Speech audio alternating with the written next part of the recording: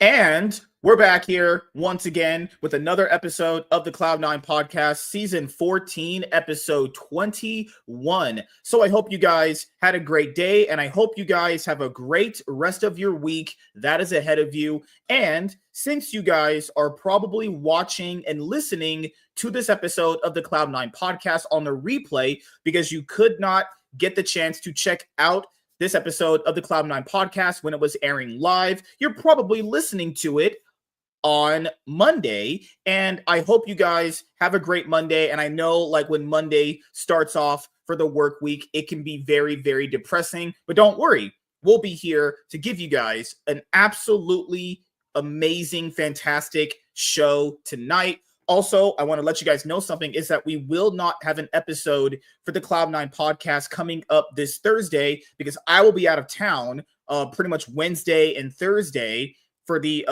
FNT Geeks and Gamers Las Vegas meetup. Going to go out there, have some fun. I'll be back on Friday. And then on Friday, I'll have an episode of the MSK show then. So our next episode of the Cloud9 podcast will be next Sunday, actually, and we'll just kind of talk about everything that went on for the last week and a half. Actually, there's so much to talk about when it comes to the LCK, the LEC, LTA. God, we got to talk about the NBA because the playoffs are about to kick off, and as you guys know, I took some years off watching the NBA, but definitely wanted to fully watch it a little bit more than I did last year. Last year, I kind of came around when it was the finals. So I was like, you know what, I miss watching this. Came into it this year, had a lot of fun. So we'll talk more about the NBA in just a moment here, but joining me here in this episode of the Cloud9 podcast is Mr. Blanks. What's up, man? How are you doing? I'm good, man. Yeah, the playoffs is best right now. So before we get into talk about League of Legends, we're going to talk about T1's situation again, because more things happen. It just feels like every week now, T1 just got some drama going on. We're going to absolutely roast DSG. I'm sorry. Because Chaz messaged me when I was on my half at work. And he was like, DSG need to be booted from the league. And I was like, what did DSG Oh, do? my, dude, there's people saying, oh, my God, what 100 seeds can't end the game. And I was like, we're being honest here, there was no danger of them losing that game almost someone ever. said, oh, they're trying to throw. I was like, no. Even if they threw, this team wouldn't know what to do. They would have to literally throw about 3 times in a row consistently in that game to actually lose it. And if that part was who he just kept getting all the goddamn time, I'm Nico. Go in, get a 2-man charm. Doesn't matter. He didn't even do the Nico combo where you can be a minion and then pop out and then ult. He didn't even do that. He just went in and just ulted because he's just running it. So we're gonna talk about so much stuff here. 113 being just garbage. Not garbage, giga garbage. Motherfucker is down bad. There's that Thorn video out there where he's talking about Reckless. There's a story that Reckless was being a really big dick to 113. I'm not gonna lie. I've seen some Reckless shit in the past on streams and videos and stuff like that. So I don't disagree with most of the video. I actually agree with a lot of it. The 113 stuff, maybe if Reckless was being an asshole to him, I'm pretty sure it was kind of deserved at this point. Come on, guys. 113 sucks ass. I knew that motherfucker was trash in Astralis. I saw his ass run it down every single week. Then he was out of the LEC, and then it was announced that BDS were going to be bringing up 113 and kicking Sheo. And I'm like, okay, Sheo wasn't that good, but 113, guys, Sheo's better than 113. And then 113 has certainly been one of the junglers of all time. Truly, exactly. Truly a spectacular player of League of Legends of all time. I don't know who's worse, him or Isma, because both of them are competing for absolute worst jungler in the league. Isma much worse. That's the sad part.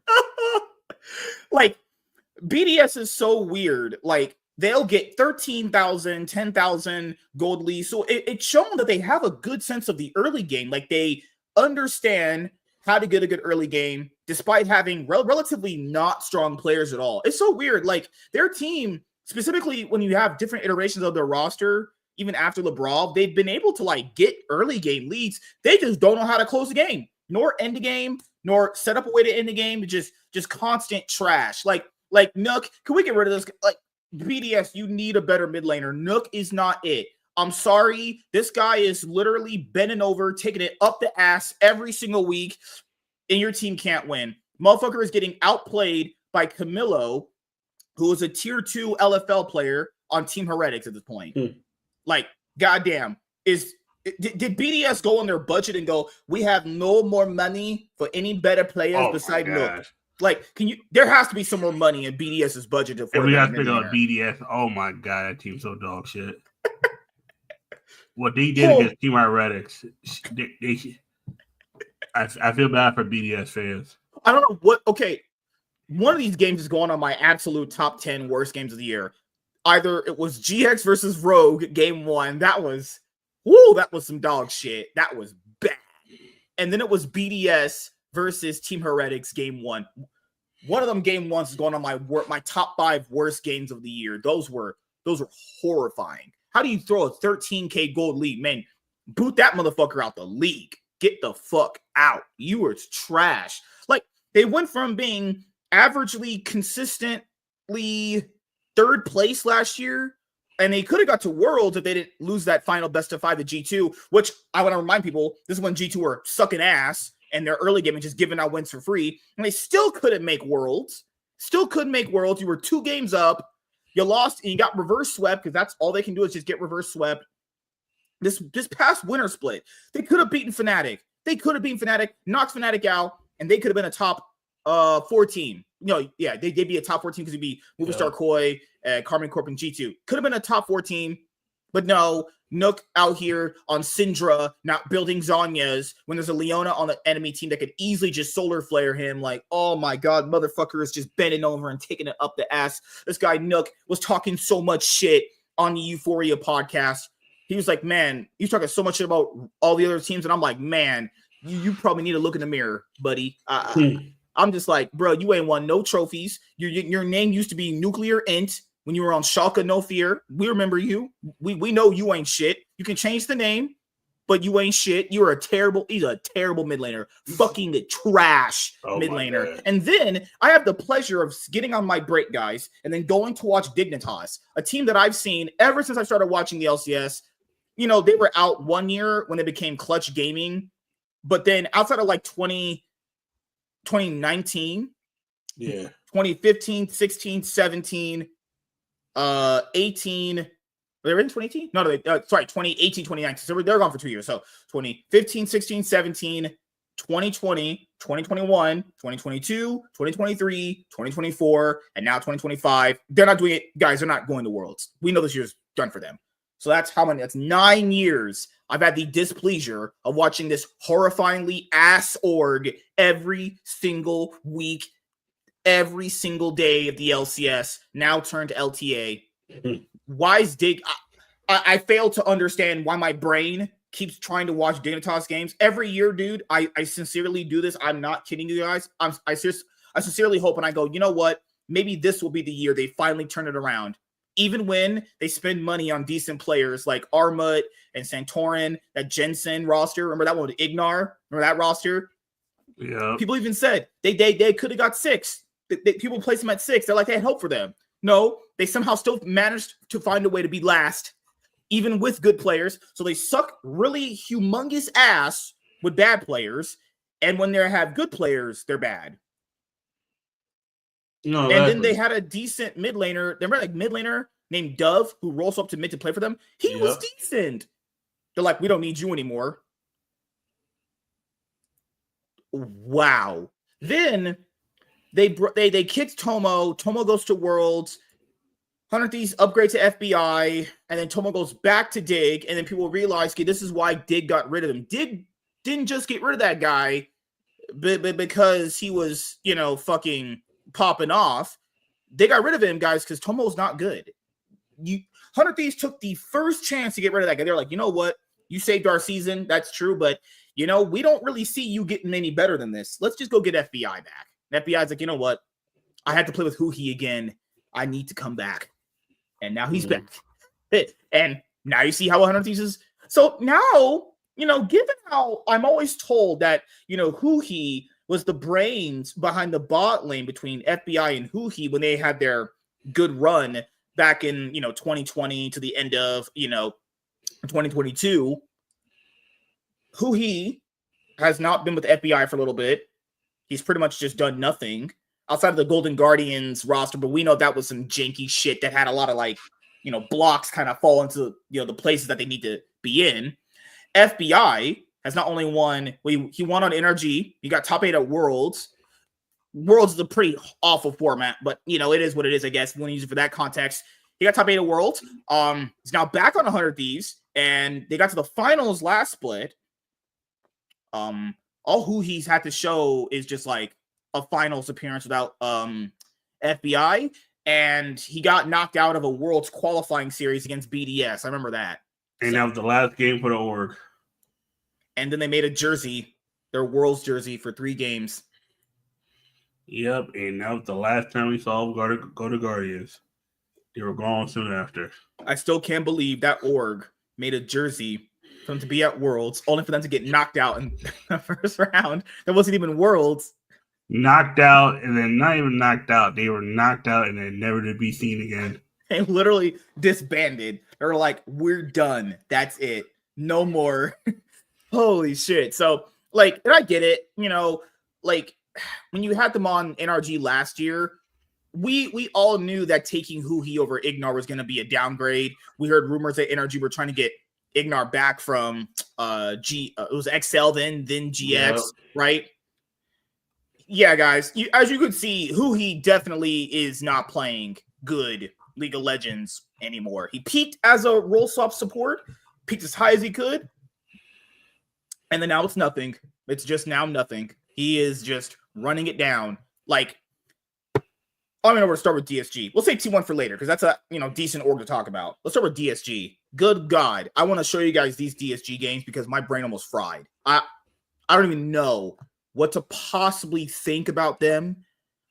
I thought in my brain they were going to be trash because I had them last next to Dignitas. I'm like, it's Dignitas and DSG. Wonder who competes for last. Dignitas perennially takes it up the ass every single year. And I'm like, you know what? They'll always be a bottom bitch. They'll always be trash. It's Dignitas. It's like Vitality. We know Vitality and Dignitas are going to suck. But you know what's crazy, man? Both their logos are yellow. What's about teams that have yellow logos that suck booty hole? Fear-X, yellow logo, sucks booty hole.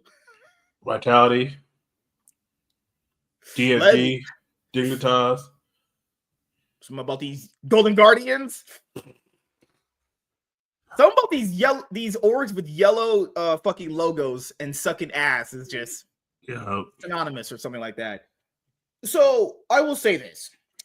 I don't know what DSG can do because I don't think, not only do they not have a good team, they have really no idea about how they want to play the game. None of their players can get any substantial lead. The drafting has been pretty suspect all the way around. But even if DSG had good drafts, it wouldn't matter, though. Their players aren't good enough to even pilot champions, let alone play out an actual game scenario. Let's talk about that Cloud9 game. You watched the Cloud9 game? Let's talk about that one. They sat there and did absolutely nothing the whole game. Blabber, who hasn't been really playing that good at all, he's been pretty much meh to all right, honestly, right? Had a series where he just kind of took his dick out and shoved it so far down Zayu's mouth that it went to his esophagus. That's the game. Loki, who's been largely underwhelming as hell, literally not really good at all, actually had a good game. They made Loki actually have a good game. He looked like Zeka on Silas sometimes, DSG sat there in the Cloud9 game and actually just did nothing. They just literally gracefully lost. They scrimmed, drove to the studio, into the studio, went in the little room, meeting, went on stage, drafted, got fisted, left, rinse, wash, repeat till today. Did the exact same shit. Why are they here? And people said in the chat, you were there. Remember when people said, they're at least better than Immortals? They're not. I like how people have to rationalize in their brain stupid things they have to say in order to try to make some sort of points. No, guys, DSG is terrible, but Immortals were also bad. I would rather not ever have Immortals here ever again. You guys don't remember you guys remember Immortals? Oh yeah, we do. We saw them last year. They were awful. They literally were just coasting here to get fucking paid out by Riot so they can leave and sell their franchise slot back to Riot. They weren't here for any real reason. People did say Dignitas should have sold their slots, but that's what should have happened too. You know? Like, DSG is just sitting in games and doing nothing at this point. So why are you even here? Why even compete if you just sit there and just do nothing the entire game? I don't even know what we're doing here anymore. I don't know what they're doing here. I'm watching the game right now. I'm like they literally did nothing. I feel bad for Abadage. It might be his last time playing League, and they gonna say, "Oh, he sucks." I was like, "Nah, he's good. He can't get any opportunities." Also, can we stop picking Rise, please? No, okay. The issue is Rise works in a comp where you're able to get to mobility. If you have a lot of teams that could just interrupt Rise and kill him as soon as he teleports somewhere, it doesn't matter. Yeah, you know, and that's the issue. A lot of times, Rise is picked in the wrong comp. You're just like, "Oh, I'm good enough to play Rise." It's like, no, Rise reminds me of like Mel, that new black lady champion. Is that her name? Mel. Yeah, Mel. It reminds me of her, where like she works in theory, but in actual practice of the game, it just never ever comes out the way people want. It's like in Yu-Gi-Oh, where like a new deck is supposed to be very, very good. Let's say like Numeron. People don't know what that is. It's supposed to be this really fast, consistent XYZ OTK deck. It worked out in practice. It worked out in theory when people were testing it out, but when it came down to the actual game where it drops that specifically that weekend in that set, it didn't pan out the way people thought because people don't factor in other things that could make a champion like Rise not good. Rise to me is like Mel. It's kind of like a trap pick, you know? It really works. It really does. But I feel like personally, they're just much better champions you can play. Literally, I think Showmaker last night played Vex. I'd rather you just play Vex then. Yeah, if you're gonna do that. But I think there's a lot of middle laners can't play Vex in the show. Yeah. Like, I'd rather someone just play, I don't know, like Zoe something. Throw something in there. Because Rise for the LCS doesn't work. At least for the LCS. Especially for the LEC. Good God. Like, every team here sucks ass playing Rise. I don't know why it's picked. I think it's just picked. He's too easy to counter pick. It's like in Pokemon. It's there's a new deck called Terra Box. Yeah. And in Japan, the reason why it worked over in Japan because they play it in a different format, in a different meta. When you play in best of one, you only got one shot to play. You don't want to play a champion that could auto lose you a game. Yeah. You could play Rise in the best of three and lose a game and then win the next two games. Like, you can't do that in the best of one like the LTA. You could do that in the LEC, but none of the mid laners are good enough to play. Even Caps, I don't think it's good enough to play Rise to a. Why don't they play level. Syndra? I don't get it. If the idea is you just straight up lock someone down and burst them, Syndra does it better. We just said Vex works a little bit better. You use TF. Why don't use TF? TF front card. There you go. Set up easy. You know why? Malzahar works better. Because if they find out you're picking a certain mid laner, you gotta to say it to you. You gotta learn how to counter pick. A lot of these teams don't know how to counter pick properly. That's why they're picking these mid laners and then they're being countered to oblivion. You're right. It's like, holy shit. It's like when you play a certain deck and then the counter to the deck is the whole deck itself. It's like when Nako picked Yasuo. It's like he actually just straight up countered himself. It's like Rise is a good champion. It just requires good macro, which they don't have. But that's the thing, though. I'm gonna tell you why that's true for that. That's like a half truth, but it's not true for LCK. A lot of LCK teams, I think, have good macro. They I don't know. Sometimes even in the LCK.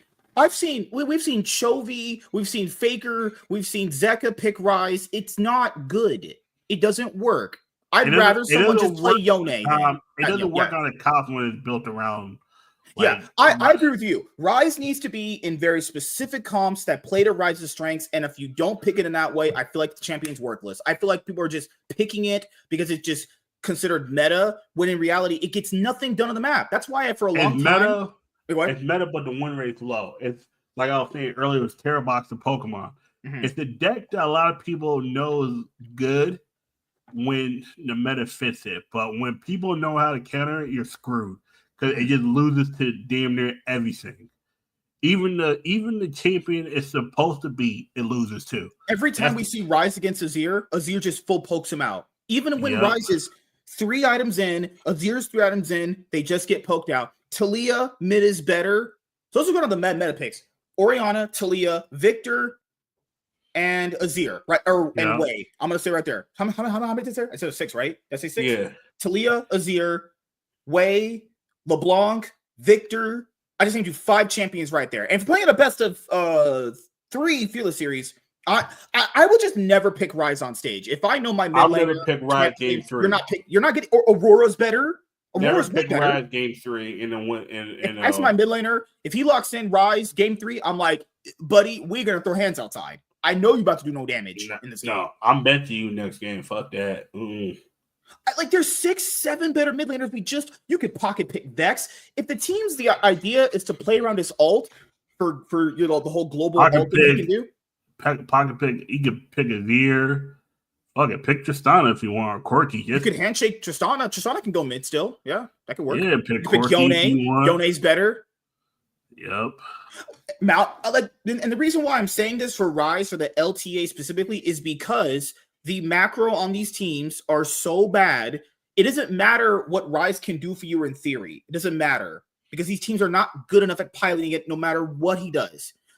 Literally, the way I think about League is if a champion can get something done simpler and get it done more effectively, I think that's better. I think it's better if you're going to pick Twisted Fate than Rise. Twisted Fate, literally, just throws a stun card. You're stunned.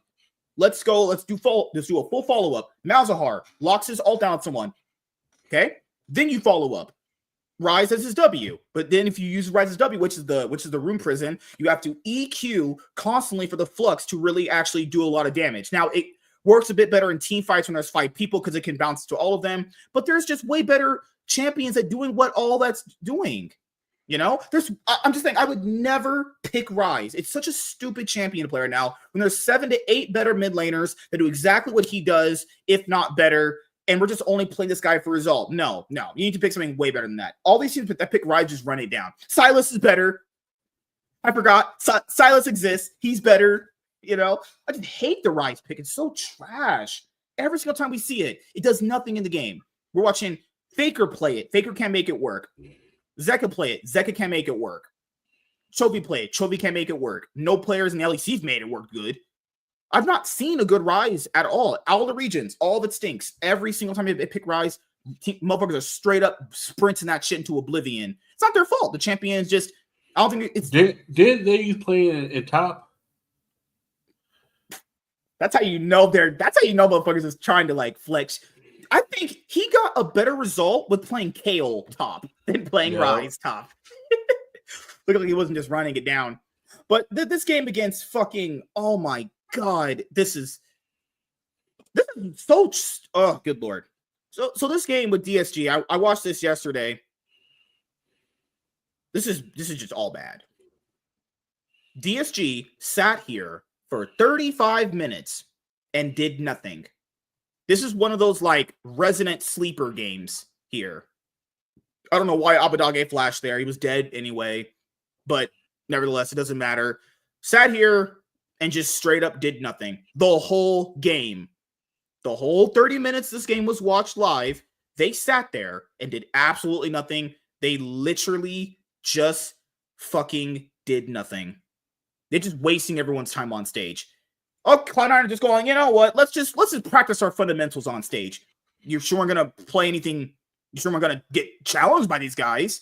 Zayu give up every camp. Abadage just was farming, playing Farm Simulator. Scary Jerry. Well, that's the joke in and of itself. Make fun of that. What you're gonna think in that joke?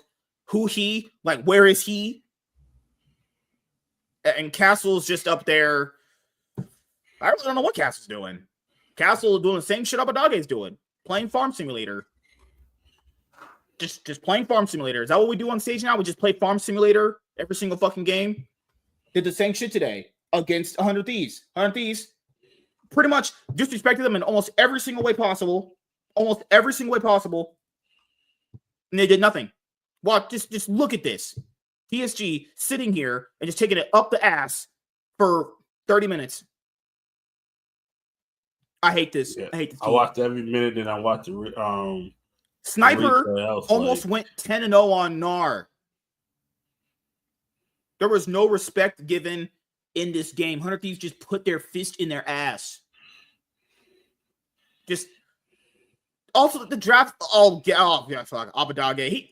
He didn't really play technically bad on Rise because they picked Rise here because you could lock down a lot of these guys. But then again, locking down a Silas that's going to always be able to reach you, locking down Jarvan when he's already going to cataclysm you, locking down Meganar when he's about to run in an ult. Like, I get it in theory, but it just never really worked out at all. 100 Thieves just kind of just beat the shit out of them. This game wasn't close at all. DSG just getting on stage and just showing the world that they're just fucking pathetic, worthless pieces of shit.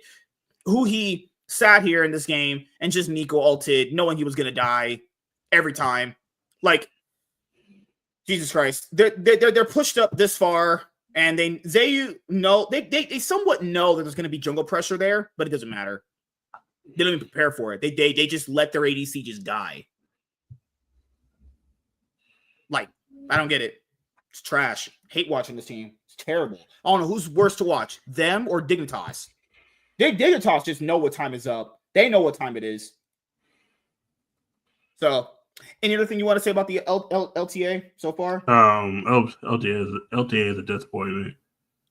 And you know what's so crazy with this ass format we have to look at and observe in our life, guys, is that DSG and Dignitas are probably going to go 1-7 apiece.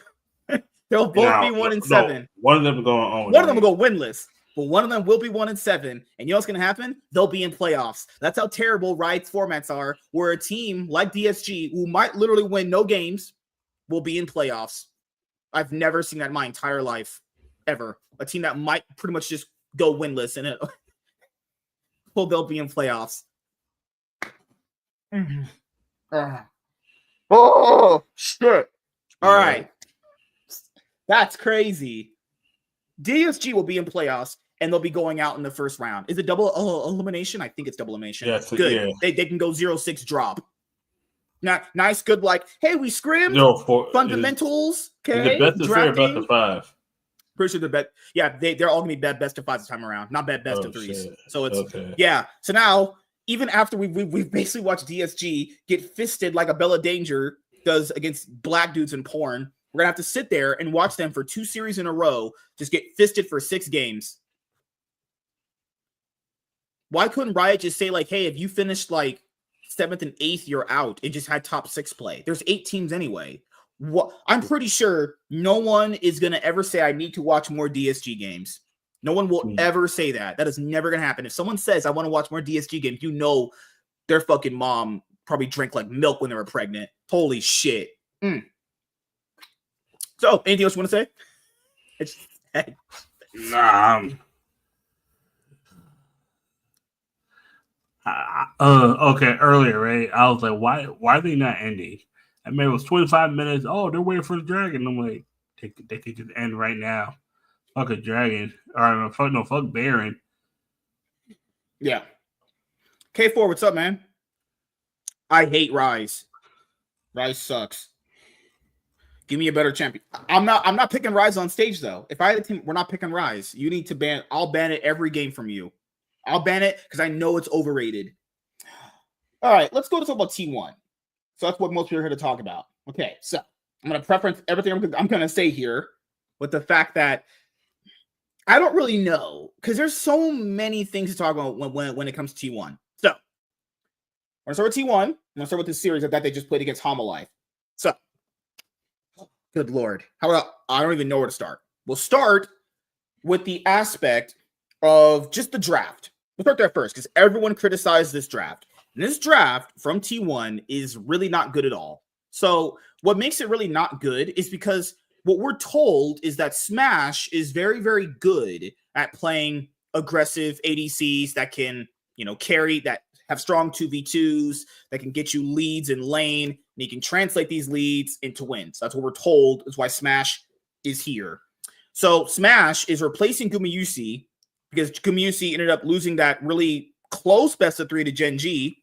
He played fine in the DRX series. He looked better against DRX this time around than the last time. He played fine in the DRX series. He played fine in the Gen G series. So I don't know why Smash is here anyway, if the idea is to kind of like, okay, Gumayusi, we want to see you playing good. That's the standard. I want to see you playing good. I don't think he played bad. I don't think he played bad in those other series to get benched at all. He's not a short leash. That's the thing. And that's the thing that I hate about this whole thing is that he is not given any length of time to prove himself.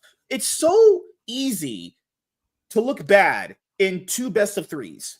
It's so easy to look bad in such a small. Bad when the coaches don't want you there, and that's the sad part about it. Is they more likely, I would say, believe he's a great player, but they're looking at him like Smash might be just as good as you, and we're gonna try him out to see. But it's like, what is the point of playing Smash if you're gonna put him on Corki? I saw these games live, and I was like, wait a minute, whoa. Smash is here to have a hyper carry, to win 2v2s with Carrier, to translate that to leads, kind of like how he did in the KT series with Kaisa, right? That Kaisa game is kind of supposed to be what he's supposed to do, okay? Gumayusi's better at being the role player. He can be a weak side ADC, but he can also be very good in team fights. So basically, kind of like they're like 2 sides of the same coin. They have both very good uses. But if Smash is here, why the fuck is he on Corki? He looked so bad on Corki. He looked like he was first time in this shit on stage. He straight up looked like he was first time in this champion on stage. They would know because remember what we're told about Smash and the coaching staff. They said they were monitoring scrims to put in Smash in this game. That's what T1 had put out on their Twitter page. They were monitoring the scrims. They monitored scrims and they gave him Corki. Smash didn't know what he was doing in this champion. Viper just played misfortune and beat his ass. Just point it out there. Okay. So the T1 draft, this is bad. All this draft stink. This draft completely stinks. Hanwha, it's not exactly better, but the idea behind it is stronger because they can poke. They can also disengage. T1's is some sort of like weird, we're going to kind of all in with no follow-up damage. I don't like their comp would have to get like super far ahead to like win against them. Now, no disrespect to Owner this game. I thought Owner popped off very hard when the game first started. Owner popped off really, really hard. But what Owner did is that Owner never actually visited a lane to translate his lead better. Okay. Owner kind of visited Doran, as you see right here, for like a few times. And then after he visited Doran's lane a few times, he really never pressured as much as he should have. A 4-0, I forgot her name. Is her name? Oh, good Lord. What's the dog's name? Nefiri, right? Is that their name? Yeah. Nefiri? So a 4-0 Nefiri should be able to easily take over the game. We've seen this in the LPL. We've seen this in the LCK. You give this champion 4 kills, game should be pretty much over. But it wasn't, because Owner specifically didn't even know where to pressure on the map. If you're going to pressure Doran's lane, you need to pressure the lane. You need to make sure Zeus is being put down. We need to like pressure. We need to get this shit going. But he doesn't really do anything besides getting 4 kills and just kind of doing nothing with it. Faker, we'll talk about that guy later. That guy, dude, my God, holy shit. Talk about running it down. Carrier, I really can't blame him for this game. He was trying. He was everywhere on the map. I think Carrier and Owner need to be better in sync if you're going to try this comp out. Because Doran essentially didn't play that bad when the game first started. It was fine. Like I said before, he visits his lane 2 times. Can you get the lead? Okay, at this point, Zeus should be shut down. We need to start pushing that turret down. We need to start getting these plates. Owner essentially gets 2 more kills in top side when they roll swap the bot lane. And then after that, kind of really wasn't doing anything, really. So I think it's mostly Owner's fault this game that he got that far ahead and really just never affected the game. People are saying Doran being bad is expected. No one expected a motherfucker to be good. Like that shouldn't be like surprising at all. It's not even good. They want a weak side top laner that doesn't need any resources. That and then I kept thinking about it. It's like, what if T1 let these go on purpose? Because Deus is not a good weak side top laner. He's kind of someone that, in a sense, he's a guy that can go straight forward. That's it. Yeah, and sometimes you kind of just want someone to be utility, and Doran's more utility than Deus. And that's the saying. That's what made it tough. Because a lot of times you see Deus dying, it's like, Deus, we kind of need you. He has this thing like this. There was this player that used to be like him called Nuggery. And no, not the N-word guy. There was a guy literally called Nuggery. Nuggery. Okay. Yeah, that was his name, Nuggery. There's so many jokes you could say with that one. Nuggery and him play the exact same way. Zeus is just better at it. Zeus doesn't really ever respect jungle pressure. He'll always just get in your face and duel you. That's his problem. And it's his strength too, because if he knows he's better than you at 1v1s, then it does get you a lead. But it really just depends on how big your team is going to fall back on actually utilizing that strength as a weakness. So like Peanut, Owner played better than Peanut at this part of the game. Peanut then made better decisions on the map after this moment. So after that, Owner gets 2 more kills, like I said. But I don't get why people think Viper is not as good as Gumayusi nor Smash. He's just about the same. They're really just about the same level anyway. Viper's issue is that he himself can have very, off positioning most of the time. I'll say Gumayusi's positioning is better, which will often net him more advantage in team fights. But if anyone says to you if anyone says to you that Viper is worse than Gumayusi, what are you talking? They're literally like, if I said 9A and 9B, they'd be about the same, really. That's what they're playing at their peaks, actually. I don't if the idea is to put in Smash to have him be a better matchup against Viper, I don't really think that helps out, I really don't think they got any value out of having this swap here in this game, because if Viper himself can more than handle Smash, as you guys saw in the 2v2s. So why the hell is Smash here then? If Smash is supposed to come in here and fight them consistently, and they're supposed to get 2v2 lanes, and he doesn't do that, okay, then this swap makes no sense. So as you guys saw later on, Peanut and Zeus just kept diving Doran. So basically similar to what Owner and Doran did to Zeus. Peanut just does it with Zeus most of the game. And that's kind of just how this game mostly plays out. I thought T1 could have won this game. This was definitely winnable. Oh, no, they easily could have. They easily could have. If you look at just the highlights, it looks like they got destroyed. No, if you watch this live, T1 for sure had a chance to win this game. This was for sure winnable. This wasn't even a throw, really. Game 2's a throw. There's none debating that. They got destroyed. But this one definitely could have won. Macro just needs to be a bit stronger. But I could understand the frustration with Faker and Owner, because they don't know what bot lane they're trying to get every game. I'm not going to make excuses, but I will say this. You know how League is all about basically laning with people? Yeah. So if they're constantly switching Smash and Gumayusi out every game, every scrim set, let's just say every scrim set, which is you play what? A best of 5 against another team in your region? So it's like... It's so hard getting on the page of someone in League. Now imagine just playing with a different bot laner pretty much every day when you're going against scrims, or swapping them out each game. It just gets to be so difficult at a single point. What I think T1 needs to do is just settle on one of them. Settle on one of them and go, hey, we're going to all in on you. I don't care if it's Gumayusi. I don't care if it's Smash at this point. You need to just go in on one of them, because what we just saw here is the result of them doing this. Now, keep in mind, people said Hanwha is going to be better than them most of the year. That's not debatable. Yeah. We knew that was going to happen. That's not the point. The point is that if T1 wants to consistently be able to challenge DK, Hanwha, and Gen G, they need to have a stable bot lane. I don't care who they pick. It doesn't matter at this point. You need to pick someone, because we can tell the team is so disjointed with swapping both of them out every single time. This guy looked like he was straight up first time in Corky on stage. I was like, this is so sad. This is bad. I don't know why he's giving Corky either, but that's a story for another day. So next game. Let's go to the next game. This next game, I want everyone here. Yeah, Zeus is just putting his fist in Doran's ass, but that should be understandable anyway. All right, so it's this part of the game where I want people to. I don't know if they show the cam on here. I want people to see what owner's expression was after they actually were just getting ran down in the middle part of the map. He looked like he's about to just get up, and just leave. This is just ridiculous at this point. First, this draft is actually stinks. This draft stinks. Double ADC bot lane against Renata Glask? Really? That's no. After the flex pick, that's me. You guys pick her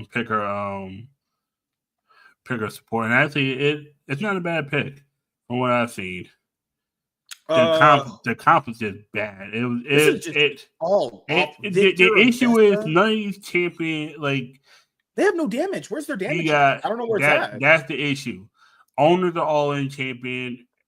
I don't trust Dora and Bessa. Faker Victor is good, but it doesn't matter because you got Silas on the other side with a Caitlyn. That's gonna get you. Kalista and Ash are not bad because they both.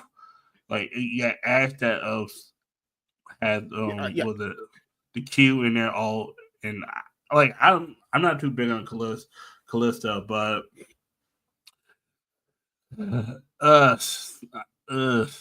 Smash on Kalista was kind of shit. Okay, just look at him. He's just he's just so frustrated. I can't really be mad at the guy. It's like. He's having a bad night. I think it's usually if he's in a better mood, they do play a lot better. I don't want to make that be a thing. If he's in a good mood, they usually play pretty fine. But just him and owner, if you saw the facial expressions they gave after just losing that mid-river fight and the one where he just got dove, he's just like, you know what? I don't know what to do here anymore. Because it's the combination of the coaches believe in Smash. I don't know what happened with Gumayusi and the team. Did they have an argument? Did they not think he was practicing enough? I truly don't know, guys. But they just settle on a player. I'll ask you, what do you think is going to happen? Because you said he might not be here at the end of the split. He might go to another team. That's a hot take. That wasn't coming from me. That was coming from David, who was also a 100 Seas fan. He was talking about how good should trying to look for another team to go to. This is what I think is going to happen. I think they're going to try to keep a 6-man roster. If Joe Marsh has to intervene again, I would not be surprised if the coaching staff is fired by the end of the year. And I think they're going to find a coach that's going to want to keep Guma over Smash and keep smashing. Smash is great. Smash is the kind of player who could be in the major leagues, aka LCK, but works better in the challengers right now. There's no reason to have Guma over Smash, but the coaches see something to Smash that they probably don't. I don't know their reasoning behind benching Guma because it all just sounds wonky. Because remember what we're told. We were told in the offseason one of the biggest reasons why they were mad at losing Zeus was because it ruins their whole Zeto FGK roster. And then in winter, they were like, you know what? Now we're just going to play Smash. And it's like, well, then what was the big fuss over then? You were mad because you didn't have Zeus, and now you don't even want Gumayusi. I think the coaches wanted to keep Zeus to get rid of Guma. That's what I think happened. And they don't. And a roster of Smash and Zeus would have been really good. I would just say that. That's what I think happened. And now they're like, all right, cool. Fuck it. We still got Smash. Let's see if we can play him. I think they wanted to keep them two, and then have Smash as an ADC, but not as you're an ADC, but you're not going to be the one always carrying. It's one of those utility ADCs. Did you hear what other people said? Well, they were like, well, Smash kind of works better with Doran's kind of play style instead of Zeus's. And it's like, I don't even think that's true, though. The thing is, we'll never know because they never played a game together, from what I remember. Oh, God, man. It's looking pretty crazy out there for T1. I will say this: there is a good chance they bounce back. This org does have this aura. It's like Do you remember like watching some traditional sports teams where like sometimes the big names are doing kind of bad, but even when you're in a series against them, you still have this kind of feeling they're gonna snap and bounce it back. I will say this. This is kind of something that Faker's been able to do in most of his career. This aura about T1, it's kind of like whenever, I don't know, to a lesser extent TSM and to like G2 or like BLG or JDG in the past, where you at some point know they're gonna snap back and just start clapping people. You just don't know when.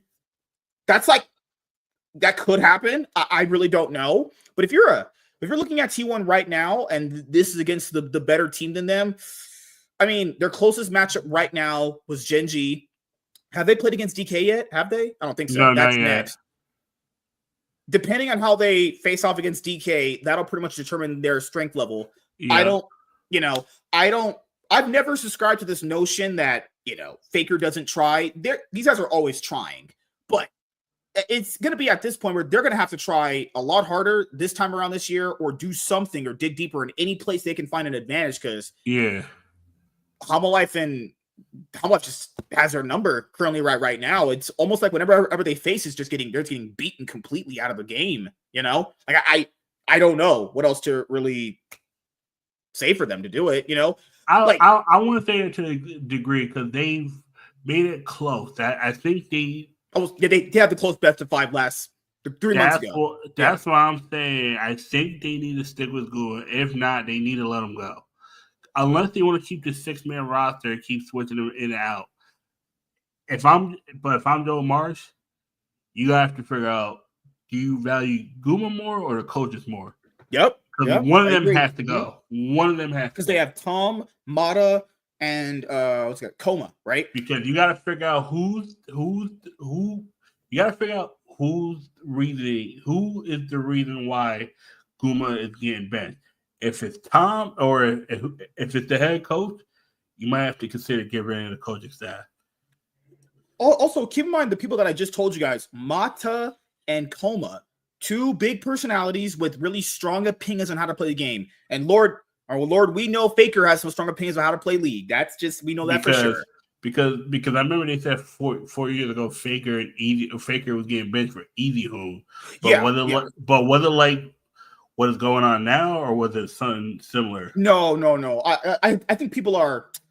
It's not the same technically, but I understand what people are saying. It's just the surface levelness of it makes sense. But the idea is when they swapped in Easy Hoon is because Faker kind of struggled with the Zir because that's when he first came out as a champion. That was when Zir first came out as a champion. He was a little bit weaker on his Zir, but when they swapped in Easy Hoon, the team pretty much functioned the same. They just had Faker was better than Easy Hoon. So Faker, back in season 5, when he was in his prime, I would probably have him as a 10 out of 10 for the most part. Yeah. Easy Hoon, to me, was like a 9. So even if they swapped out Faker, well, if you're swapping out a 10 for a 9, there's really no difference here, honestly, But people have to understand this. Swap, and keep in mind, the only way that could work is unless you had someone at that level of Faker. Gumayusi and Smash, they're about relatively, I don't know, because when you're swapping in those 2, there were some differences there, and the team functioned good with both of them. The team's just not functioning with Smash in the same way, And keep in mind, bot lane has changed quite a bit, since season 5. So, Keria has to kind of balance out, playing with Smash and then playing with Gumayusi. How much are they even scrimming with Gumayusi at this point? It's just what we've said. You need to settle on someone because as what we saw this past week, this was not it. Nope, none of that. Absolutely, I will. And keep in mind, I want T1 to be good. I watch T1. I watch SKT2 forever. I want them to be good. I want them to be a good, strong competitor in the league. It's always more fun when they're like a strong team. Remember the splits with Zeus and Gumayusi when they were going 16-2. Keria was having so much fun on stage. He would pick support Draven. He ain't picking support Draven now. That's not happening. But they have, in my opinion, one of the best supports of all time in Keria. This should be working. Now, people are going to blame Doran. Guys, Doran is going to get blamed. I told you. You remember I told you that. If they fail, If they fail, they're going to put all the blame on Doran. If they succeed, he'll get none of the praise. It'll go all to Faker. I told you. I said. And no one's gonna blame Faker. And guys, I love Faker, but he ran it down so hard on Ari and Victor against them. That was unacceptable. Man, just completely. But those are bad picks. I'm not gonna lie, those are bad comps. That was just a bad comp by T1. Well, you can't make those comps work anyway. Those were all bad. That was just one of those things where I think they walked in, oh, we got smashed today, and part of me felt like Faker didn't have. I think Faker, like, sometimes someone likes you, but they don't have confidence in you. Mm-hmm. I've been on both sides. Oh, it just came to me. If Gumayusi is getting benched because of his, let's say, weaker play right now. Yeah. Is there a bench for the coaches for drafting that bad? I'm just saying, if the coaches can draft like that, is there a bench for you? Because drafting like that is, which you said, that's unacceptable. The issue with coaches just get fired. They fire you and then they put whatever coach that's. If they fire the whole coach staff, then they probably already have someone they've been talking to behind the scenes. Like a lot of times, like when they fired like chefs and cooks, it's usually because they already has people they had in line, and they usually they'll let you work your shift, and then they'll just take you off the schedule, and then boom. Because of Doran, they're forced to. Yeah, that's the thing is Doran kind of puts you in this position as a team where. If you play to his strengths, which aren't really that good, like owner visited his lane and gave him opportunity to win, it didn't amount to anything. Zaves got ganked like 3 times, still didn't matter. He still ended up being more valuable in the later half than Doran. Like, I would say this, if they want to have a much more stronger team, you can even keep Smash Community. You need to just replace Doran. Is there I haven't watched their academy games, but is their backup top laner any decent? I forgot that.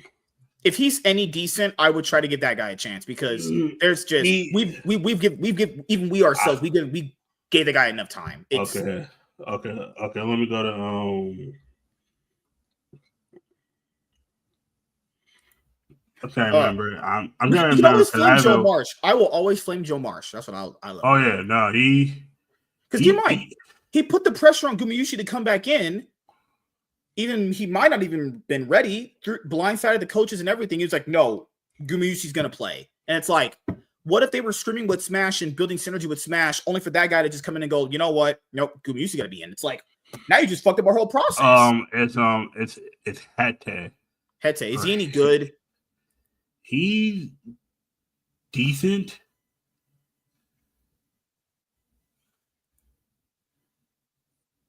He's decent. Oh my. He's decent, but I'm not gonna lie, the academy team's kind of ass this year. They're losing to DNF academy team. They're losing. They just stink. Oof. Good God. Give me 1 second though. Oh, I also saw the series between DK and Genji last night. I will say this for Genji. Some of the similar issues are still definitely still there. I mean, good Lord, man. Oh yeah, no. Like, you know what's crazy about Genji?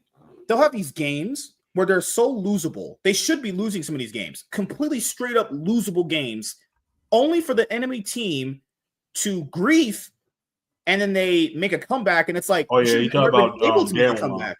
Yeah, the Danwon series. Yeah, like Danwon never should have lost him to them last night. That should have been a 2-0. You know, Genji keep getting in. Genji are kind of in that same spot that Cloud9 were in when they had a menace. Remember? Yeah. Where they were kind of winning games they really shouldn't be winning because the other team were just straight up griefing into them. That's the same way I feel about Team Liquid too. Team Liquid are winning games they have no business winning. They should have lost today against Lion. 100 Thieves threw into them. Like, there's these teams in the regions that are just winning because the other team is just messing up. You're not even better, you know? Team Heretics shouldn't be at any point winning those games. At any point. 13K gold lead. How the fuck are Team Heretics in these games? Like, good lord, man. Jeez. Like, Chovy has series where he'll wake up in some games, but doesn't really wake up in other games. Canyon has games where it looks like his brain's on, but it looks like he's just kind of fucking running it most of the time. Oh no, he's not on autopilot to playoffs. He plays like Maokai the same way he would play Nidalee, and that is it's good God. Oh, goodness gracious. But I don't know if you guys have any hope in these bottom teams. Guys, I don't believe in Nongshim. Nongshim are such frauds. I don't believe in Nongshim. They could win all they want. I don't believe in Nongshim. Nongshim are frauds. I will take T1 on their absolute worst day than take Nongshim. You think I'm ever going to take Fisher? That motherfucker is booty. Yeah, it sucks ass. This is just pure rap right here. Oh my god. T1's trip, they're tied 2-2. Nongshim's 3-1. But that's because they faced the fuck they faced. They've one sec. So this was them, and so essentially DK beat Gen G in a just blowout game in game 1. Game 2, Showmaker picks what's his name? Cho'Gath. Yep. And then they basically could get to a point where Gen G kind of can come back in the game. And then it got to a point where very similar to very similar to the Carmine Corp BDS series, where the only way this can work is unless you get a picture perfect team fight. That's the only way this can work, you know? Sorry, Vin Diesel's outside. What the heck are you guys watching? James, did you see the Glorin? You guys are weird. You guys need technically all the LCK teams are running 10-man teams. You're required to have an academy team. That's the stipulation of being franchise. But like they're running T1's running an active six man. Gen G, if they were to bring up somebody, it might be Winner over not Winner, Dahlia over Duro if needed. But so here was the final fight. This was their voice comms, but I don't even know how DK lost this game. I'm perplexed. Okay. I was trying to listen to it. I was like, man, these motherfuckers speak Korean. I have no idea. I was like, the rap was too hard. They were bar spitting over here. I was like, all right, background noise. That's why it's better to listen to their videos when they do voice comms, because you can put on the subtitles. That's what I do for T1's videos. I just put on the subtitles. Actually, like, I have no idea how DK lost this game with the lead they have. Oh, also, fun fact. DK hasn't beaten Gen G in 4 years. 4 years. DK hasn't beaten Gen G. Just nothing but hot, fresh L's every series. I'm not surprised. Let me go to the. Let me see if I can go to the broadcast really quickly and show you guys all these L's. Yeah, because it always until they brought it up, I was like, yeah, I haven't seen DK beat Gen G in a while. Honestly, it's been a minute. You know, they beat them in Worlds top 8s. They just beat them at home. Oh my god, man. Huh. Let's see. DK versus Gen G really quickly. But is there anything else you want to go over league-wise? Their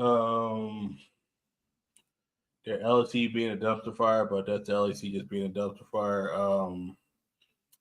G2 just beat the shit out of Heretics. Oh my god, they fucked them. They just completely fucked them. Did you see the Rogue series when G2 played against Rogue?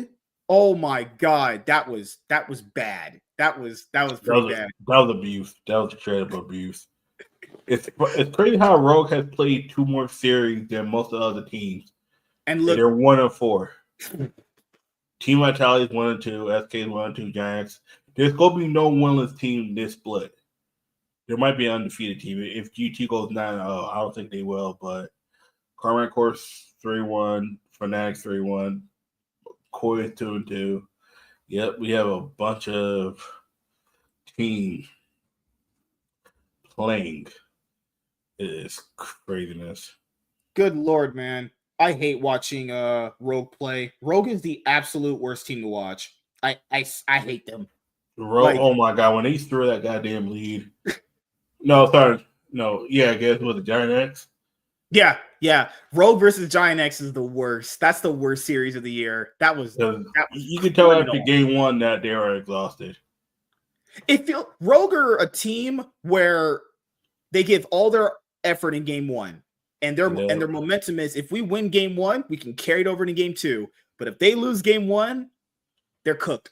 They give all their effort in game one. That's it. If you can beat Rogue in game one, we know there's nothing for them in game two. So I wanted to show you guys this over here really quickly. So yeah, this is the record for DK versus Gen G. They have 17 match wins. DK have 0. 39-14 in game score. And there's some 3-2s there, like in 2022 spring and all that stuff. There's Worlds 2022 where it went to 5 games. DK is on a 17-match L streak against Gen G. Will they successfully dethrone the powerhouse today? Spoiler alert, they did not. DK suffers a 0-3 landslide against Gen G in LC Cup Finals qualifier. Yeah, just in the LCK Cup a few months ago, they got 0-3'd. DK was undefeated. And then he ran to the better team and was like, oh, yeah. Okay. Oh, yeah. Oh, shit. And that was the only series. That was the series where people were like, oh, my God, Gen G finally came back. And then they lost against Hanwha Life. And it's like, okay, Hanwha Life is just a better team. That's just how it's going to work today, probably. But, yeah. You see a world where DK can finally get a win against Gen G? Man, it's been a minute. Nope. But since 2022, they've just been getting L'd. 2022 spring. 2022 spring. They've been just getting ran down. Just like, would you do that to Lennon? You'd run her down? Hell yeah. Crack her back. Oh my God. All right. Let's start with some NBA stuff. So, the NBA regular season is over, at least for the Lakers. They played the last game today. Can we just never play Bronny ever again? That was just. I mean, in the final game, it was just it's the final game. It doesn't matter. But we called it though. I said that if they get a good spot in the regular season, they have a good season, and they get a decent standing, they'll just throw him in a game where it doesn't matter if you win or lose it. I knew it was going to happen. And the crazy thing is, the reason why the Denver has the record over the Lakers. They do. But you're right. Yeah, they're about 12-1 against them. Oh no, I'm talking about this season. I think this season 3-1. Oh yeah, but it comes down to if you and they kind of took that away. They took that head-to-head buffer away. If the conference record, if your conference record is better than the team with the same record as you, yes, it's like, okay. If you look at the conference record right now, right, Lakers have in conference. There's 36-16. Oh, you want to Denver is 32-20. Okay, give me 1 sec. I'll bring up the thing right now. Yep. NBA standings. Yeah. There we go. Give me 1 sec. Yeah, I knew this was going to happen. I knew they would put him in a game where it doesn't matter, what the results are, because the results are already locked, whether you clinched, whether you're out. He got the entire first quarter. He got the fourth quarter, and he scored, get this, 4 points. He scored 4 points. Yep. Got the entire first quarter. He got the entire fourth quarter. The coach gave him a shot. Be like, hey, you know what? Maybe you pop off in this game. Who knows? He scored 4 points. He scored more points in the Bucks game where the Lakers got completely actually ass blown out than in this game. A game where it doesn't matter. The pressure's off. They clinch third. They're going to face, you said the Timberwolves. They're going to face them. Yeah, they're going to face Minnesota. The pressure's off. It's fine. You can just freely play. This technically doesn't matter. Show us what you got. And he just quite literally just played so bad. That was not guarding his man, letting too many balls pass through. Oh my God, just so many turn. Just good Lord, never play that guy ever again. That was bad. Go back to the drawing board on that one. Please don't play him in the playoffs. Nope, don't play him at all. Like, I would never like seeing that shit again. Yeah. I'm good on that. I'd rather the Lakers versus fucking Trailblazers game today was that might have been one of the worst games I've seen in a while, honestly. Western Conference. Let's see what we got here. Yeah, season's over. Yep, it's done. It is completely done. Thunder are first, Rockets are second, Lakers are third, Nuggets are fourth, Clippers are fifth, Timberwolves sixth, Warriors seventh, Grizzlies eighth, Kings ninth, and Mavericks are 10th. Those are your 10 teams from the Western Conference, guys. Chaz hates the Suns. He was like, this team. No, it's not that I hate the Suns. They overpaid for a wash ass player they traded for him, blew up their whole team, and they don't even get in the play-in. You're paying $200 million to 3 players. And you're washed. Okay. This is a team with Kevin Durant. Yeah, I mean, all you have is you're paying $50 million to a nigga that only scores 17 points a game. Bradley Beal. This nigga right here. $50 million. Ooh, that's not good. It's bad. That's not good. This motherfucker only scores 17 points a game. Austin Reeves, who's getting paid $13 million a year, scores 20 points a game. Hard. He scores 20 points a game. Yeah, Austin Reeves on a great season. Yep. How you get outshot by a white boy who got a weak ass jumper? Hey, that white boy good. Hey. Man, he all right. He can't play no goddamn defense. Are you saying white boy can't jump? I'm saying white boy can't play defense. Oh, he can't play no defense at all. That motherfucker's a turnstile. God, I don't know. He cannot. He is. That's the problem with the Lakers is that like, have you seen some of the games where they? Yeah, I've seen that game. They have this thing where they can't play defense. They literally just let the guy just score on them. You know what it is? They don't even. LeBron plays no defense. I don't want to hear. LeBron plays no defense. A lot of teams can't play defense. But for sure, the Lakers cannot. They're terrible at it. But my guy, he gets beat. I was like, this motherfucker out here getting cooked. All the Reeves can shoot. He can score. This motherfucker get cooked by fried Scoot Henderson. Scoot Henderson looked. At times, Scoot Henderson on the Portland Trailblazers looked high as shit. He looked like the black version of Shaden from Dig. I will say that Austin definitely helped the Lakers this season, but he actually goes. He stopped giving up so many turnovers. I wish he just played better defense. He'd be fine. But I mean, if you just see someone to shoot better, they got him. You know, like Austin Reeves is an okay big man, but this man's just getting. Man, it feels like against better teams, he just gets bullied sometimes. Like that's the Lakers in general. My own thing, just play some perimeter defense. You don't gotta be up on the motherfucker. Just put your hands up, man. Motherfuckers. Yeah. Just put your hands up to block. They're scared of fouling. That's why the NBA now. Everyone's scared of fouling at this point. You know what it is? Because a bunch of James Harden look like motherfuckers be foul baiting. Motherfuckers be foul baiting. Oh, we can't wait for our boy James Harden, man. It might be his year, dude. Nigga, they been saying that it been his year since 2017. Yeah, 8 years later. 8 years later. And his closest time, you know the fucked up thing is his closest. He has as many rings as Vitality does in the LEC. He got as many championship appearances as sorry. James Harden been to one finals with OKC in 2012. But you know the issue with James Harden? The year he has 2 years he could have actually won the NBA championship if his team just didn't get injured. 2018 with Chris Paul, in 2021 when Kyrie got injured. If Kyrie doesn't get injured against the Bucks, Brooklyn wins. Yeah, that series, that Brooklyn versus Milwaukee series was the NBA Finals because Atlanta wasn't stopping nobody. Atlanta don't play. Trae Young don't play no goddamn. Trae Young, that motherfucker. I wouldn't say he had extremely good games. Had a heart attack from reasons. I'm talking about the heart attack. I'm saying like the games that we saw him play, he played very meh. And I wouldn't say meh. I would say the bad. issue with Bronny is he just needed to stay in college. He has pro level skills, but he needed to just develop his. He just needed to be in college for 2 years. Clippers are legit. I honestly think they might be the strongest team in the West beside the Thunder. Nigga, get off the Clippers dick, man. The Clippers are the cheeks. Why do you hate people so much? I don't know. You know when years everybody says, "Oh, this Clippers year." Y'all been saying that since 2019. You can always acknowledge when a team does good. No. Why are you so jaded? No. It's like you with who was it, LNG or who was it Tarzan.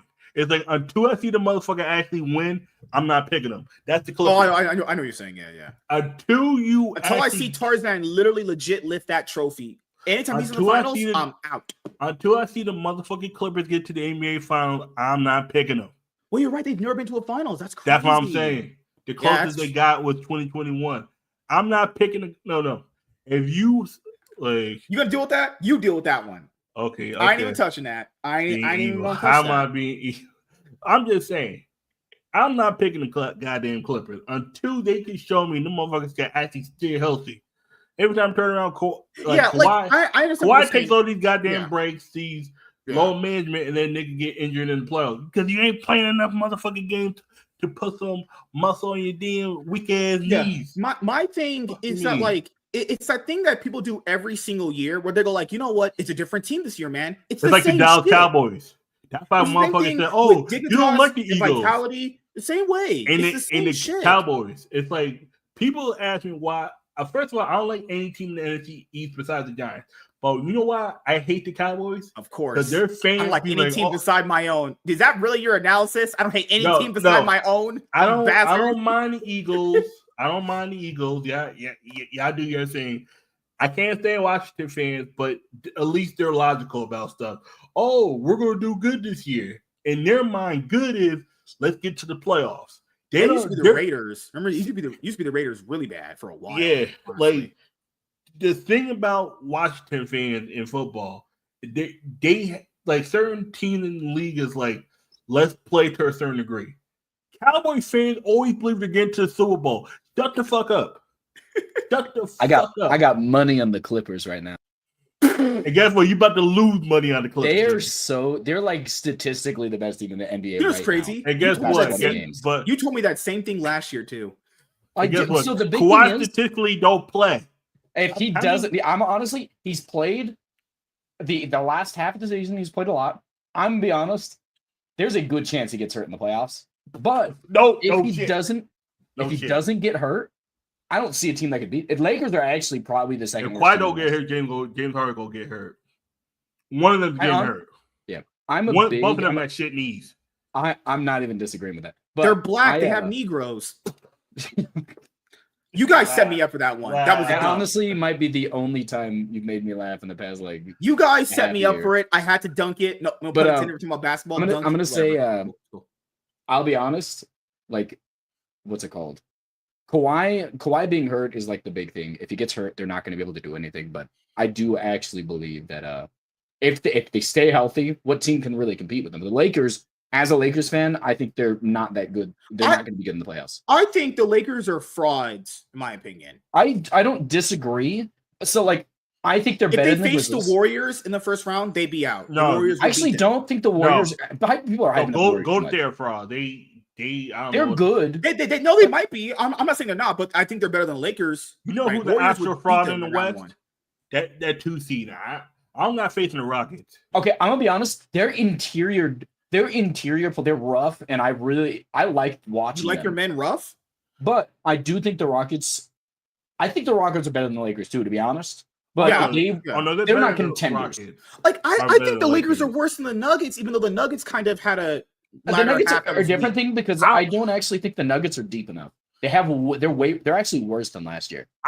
First of all, I don't know what the fuck going on. Nuggets. You just fire your coach 5 days before the playoffs. The fuck is that?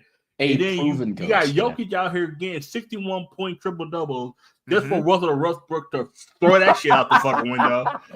Me and my brother were watching that game. Here's the L for you. And I told you guys, it's always the black man ruining the white man shit. So the white man builds stuff for black people, and the black man runs it and destroys it. Russell Westbrook is having a pretty good year, and he's on a vet minimum contract. I think he's been really solid for the team. That might be one of the worst plays I've ever seen in my life. That whole set of plays that he made in the Timberwolves game. Yeah, that like if they decide to release him, that's gonna be one of the reasons why. That's the sad part about it. Denver. It was crazy. If Jokic didn't miss that free throw, they would have tied it up for another overtime. No, one of them. If Denver would have played defense down the line, they wouldn't have been in the position for Jokic to need that layup, and he would have been at like 59 points. That was the issue. Denver leans too much on Jokic. Yeah, you got. But it's just, I think we can agree on one thing. I think we can agree on one thing. Mavericks are going out. Mavericks. Listen, if they Mavericks have Kyrie, got in because Phoenix is so dog shit. Yeah, I'm gonna be honest. I'm a $200 million three players. One of them niggas is washed. One of them KD. Another one's Booker. Like you lost to a team that traded their best star player away. It's just they have like 3 of the same player on the team. Yeah, it's they all do that. They're all but they don't even have Kyrie Irving. Once Kyrie Irving, he's talking about the Mavericks. It was just if the Mavericks didn't lose Kyrie Irving, I think they'd be legitimately strong. They weren't a bad team. And they don't lose Kyrie. We saw Luka. We saw Luka and Kyrie Irving and Klay Thompson play before they traded Luka. They looked okay. They looked relatively okay. No, Mavericks were in about the 4 or 5 seed. Yeah, but it wasn't like impressive though. Like the Timberwolves. I'm gonna be honest with you. The only reason, like the big thing is Anthony Davis, one of the best, honestly, a top two, what's it called? A two-way player in the league. It's Giannis is the best. Giannis is the best two-way player in the league, and then I think it goes AD. But AD does obviously you have to take into consideration. Even though I don't think he's been hurt a lot, he does sit out a lot more games than other people. That's the worst part about him. I'm like probably the biggest AD fan. I think he's legitimately, if you put him in the playoffs, he performs well. Especially that 2020 playoffs, which will never happen again in his life. Yeah. That was crazy. Everyone's still right that high. Buckets. That was his best year. That was the best playoff of my life. That was so fun. Everybody was hitting everything. Plus, also the Lakers had all the pressure on them. Kobe just died. You don't win that shit. Oh, LA might have burned. Dude. LA might have burned that year. And don't forget that same year the Dodgers won like weeks later. Yeah. If the Lakers didn't win that year, LA would have burned to the ground. I just want to go on the Thunder really quickly. I'm not gonna disrespect OKC's records. It's like the best regular season record they've had in a very, very long time. But the way they threw out Luka in that best of 1 game. Oh my God. I'm so glad your fucking 1 regular season win is enough to ruin a game. I usually never talk about like refs and rigging. That was rigging. Those refs had some money on the game. So the way they threw Luka out. Yeah. Oh my God. And then the Thunder on their Twitter account, they're like, "Oh, we beat the Lakers." It's like that's supposed to beat the fucking Lakers. Shut the fuck up. Like, they are better than the Lakers. Because the day before they got blown out, they were like, shit. Oh my God, they're actually exposing this. Luka exposed their whole team, and then they had to throw Luka out when the Lakers were winning because the ref was like, he interacted with a fan. Oh my God, are you such a fucking pussy? Hell yeah. Oh my God. The reason I'll point out little MVP who's overrated as hell. Jokic is better. Curry's better. If you want to talk about the MVP race, we could that's the whole other I do like that. Yeah. I forgot. I like him, but he's not my MVP. He's a top. I honestly think it's between he is having a top 20 season of all time, and I think Jokic is having an argument for the best season. That's like the big thing. It's like Jokic has. Hold on. Before you guys go, we're talking about him, right? Shy? Is it Shy? Yeah, right? Shai Gilgeous-Alexander. I'm just making. There's 3 amazing. Like, listen, this is how I prefer. This is how I see it. Jokic is having the best, like one of the best seasons of all time. He's not played better than Jokic though. That's triple double. Yeah, Jokic is having a top 3 season of all time. Yeah. Shai is having a top 20, top 15, and Giannis. If Giannis's team was in the top 3. I think he would win the MVP. That man. I'm sure why that even matters. Like Russell. I don't like keep saying Russell Wilson. He's on the. You watch too much CSI, Russell Westbrook was on the. He was 6th seed when he got MVP for that triple double season. But I don't think he should have got it that year. He should have got it. Yeah, but there was a narrative to it because it was the same year that KD left. There was a lot going on with that one. It rarely goes to somebody that's not high. I will say this: what if this might be a year where like the guy that should have won it goes to someone else. Like in that year that everyone thought Kobe was going to win it. Dude, this is happening like the last couple of years. The year Embiid won, Jokic should have won. And the year Jokic won, there was a year Jokic won when it should have been Giannis that should have won. I said it so many times. Yup. Or the big one where Kobe should have won it that year, but it went to, I forgot his name. Holy shit. The white guy. Steve Nash. Steve Nash, yeah. That could also be argument for Shaq. That whole. I actually think Steve Nash deserved it the first year, though. The first year was Steve Nash. Yeah. The second year should have been Kobe. The most egregious one was the year James Harden should have got it. The year James Harden got it, quite a bit of times. He shouldn't have got it. James Harden, Russell Westbrook, their years kind of got flipped. Okay. James Harden should have got it the year after the year he actually did win it. That whole year was flipped. It was like Russell Westbrook should have got it the year he did get the triple-double, but he was more efficient. But no, trust me. Think about it. Half the time Michael Jordan was the best player, they're giving it to other. Yeah. It was like that whole thing. So dumb, man. It's a big reason that like back in the day they used to have players vote on it. It switched over to coaches and media and all these things, more different and diverse. I think letting the media in with all that shit ruined it all. I actually think there's a lot. The media is a lot better than the MLB media. I will say that right now. I'll say for the MLB media, for the esports side of it, whenever they let the media in for the esports side of it, it ruined everything. That's why I think what's up? But also, they've been doing this back in the day with like owners. Like owners would sit and play either play and player or sit a player. Like with the year David Robinson, there's a player that got sat on his team that this other player didn't get the scoring title that David Robinson could get it. It was back in like 95. And he had to score like 71. He scored 71 to get the scoring title that Shaq didn't get it in Orlando. And they sat somebody. They sat. It was against the Clippers. This is Donald Sterling. Donald Sterling sat his best player that David Robinson could get 71 that Shaq doesn't get the scoring title. And then guess what? Shaq went to the Lakers a year later and just fucked the Clippers in the ass. I will say this for 8 years. The legendary the Kobe Bryant interview where the Denver coach who was on LA at the time benched him, and then when he went to coach for Denver, Kobe said, "I'll never let Denver win a playoff series ever." Oh yeah. No, that's why that 09 series against Carmelo, he took it personally, and Carmelo understood why. That's why he said fuck. That's why to this day people don't fuck with George Karl. People said fuck George Karl. Do you know what the biggest one was? Yeah. Was the biggest one I ever remember was the one between the what was that dude's the coach not Carl, it was the Danny Ainge when he with that play he made when he just like it was the Rockets when he played against the Rockets and he just ran into that dude in the back and almost destroyed him. James Worthy said, "I will." James Worthy tried to kill him, and then Danny Ainge became the coach for that team next year, and he kept throwing towels on him as he walked past as his coach. So they traded him to the Lakers, and they won 3. Honestly, there's so many cool things that have happened because terrible, dirty players became their coach. It's one of my favorite things. But sorry, I just want to talk about like I don't know. I've seen the Thunder's games. I'm not saying this guy's bad. I'm just saying like he's a great player. Like I think Jokic. You could even argue Curry should get the MVP for how well he's played at the latter half of the season. I think he ended probably is going to end in the top 6, top 5 ratings. I'll say Kobe. Curry had 6 seasons of scoring 300 points. 6 seasons of that. But the issue with the media, if you do it enough times, they will get sick of you.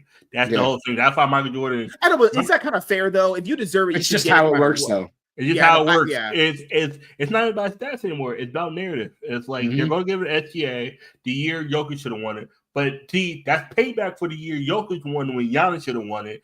Embiid should have never won it. Embiid's a fucking fraud. Fuck him. Fuck Philly. I won't hate on Embiid. No. Fuck Embiid. The year after that beginning of the season after he won it, literally he was blowing Jokic out of the water. He was like by far and away the best player. If he stayed healthy year, that's the year he should have won. Yeah. Not the year he actually did win it. He shouldn't have won it. I mean, it was like debatable. I still think Jokic should have won it. I'm telling you what, Jokic was in the lead, and then that dumbass Kendrick Perkins said, "Oh, you only give it to him because he's white," and then and he got it. I'm like, "Fuck the media, fuck all this." It was just so stupid. First of all, I'm a Knicks fan. I'm always fuck Philly. When it comes to the Sixers, when it comes to football, you guys been taking L's for years. But the Sixers been taking more L's. Mm-hmm. Yeah, motherfuckers can't get to a goddamn conference. I mean, at least the Knicks can at least make some conference finals. Philly ain't getting nowhere. I mean, neither team has made a conference final. But the issue is Ben Simmons just passing the ball away, threw the whole series away. I'm not gonna talk about that. That it happened. I saw that shit live. I'm like, I mean, it was one of the worst atrocities. The dude, he's like a foot taller than, well, not foot taller, but he's like 6 inches taller and 100 pounds on Trae Young. He's about 9 inches taller than. Yeah, he's so big, dude. Trae Young is only like 6'1". Yeah, he's 6'1", and I think Ben Simmons 6'9", 6'8". 6'9", 6'10". Yeah. Wait, hold on. James Love 6'9"? That's exactly what I said. Yes. Yeah, it was Kendall Jenner. I mean, I would have fucked shit out of Kendall Jenner. Dude, Caitlin or Kendall? For the Western Conference, you have Chris Jenner can get it. What you talking about? You have Cavaliers at first, Celtics at second, Knicks at third, Pacers at fourth, Bucks fifth, Pistons sixth, Magic seventh, Hawks 8, Bulls 9th, and Heat 10th. Good luck. I think this is a very standard. This is honestly going to be very straightforward. Be very dangerous in playoffs. Like these guys. I think the Celtics are the best team by. Oh no, Celtics are the best team by far because they're going to fallen off a cliff. Yeah. The Cavaliers just don't like they have, like the one big thing that I thought really worked for them. They got DeAndre Hunter, which really shifted the team's dynamic because they were weak at the forward position. Yeah. They got him. They became a lot stronger. The Celtics are scary, and they're coming back into form, and they're getting their whole team healthy again. I just want the Heat to be out in round one because this is I will dominate's team, and I need you guys to be out in round one. That you can make that happen. I'm there right now. The Heat got rid of Jimmy Butler, and they're much worse. But I'm telling you why the Heat. It didn't matter if he kept or got rid of Jimmy Butler. The teams below him were so dog shit. Every team below the Heat were trying to tank. That's me. The Heat were getting tanked by default. The Magic are the division winner and they're the 7th seed. The Southeastern or the Southeastern Division in the NBA and the Eastern Conference is so dog shit. See, the Magic, Hawks, and Heat are all in the Southeastern Division and they're only 4 games apart. That division is garbage. Like the Magic were in the 4th seed and then just forgot how to play fucking defense. Oh, I forgot Michael's a Spurs fan. Oh, yeah. You guys did one good thing at the end of your season was beat the Warriors, so we had a better shot at securing third. Thank you. Thank you, Spurs. Thank you for that. Honestly, I love the Spurs. They're going to be so scary. They're going to get a top 10 pick. Is healthy, but that blood clot, if that's a scary. Wemby might be done. Wemby might be done. Because Dame Lillard got that same shit, too. Michael's not a Spurs fan. He said no. You said you were a Spurs fan. Oh my god, liar, fucking bastard. But I'm gonna see my NBA standings. Nope, I'm gonna go to Twitter. Oh my god, dude, I'm so excited. I mean, I think the West is gonna be so fun to watch, and I think the East is gonna be so boring because it's gonna be Miami and Cleveland. Oh, honestly, Kaz, yeah, I'm so sorry. What? I'm so sorry. I hope you're not hyped about this season because. Oh, dude, no. I'm not gonna lie. Here are your standings. I think the Knicks could beat the Pistons, but I wouldn't be surprised if they lose. I'm not gonna lie. I meant to say this. It's Boston getting back to the finals. If it's not that, no, it doesn't matter. Anything that's coming out of the East, if it's not Boston getting beat, getting the shit blown out of them, but I'm telling you right now. It feels weird. Both of our teams feel like they're just frauds.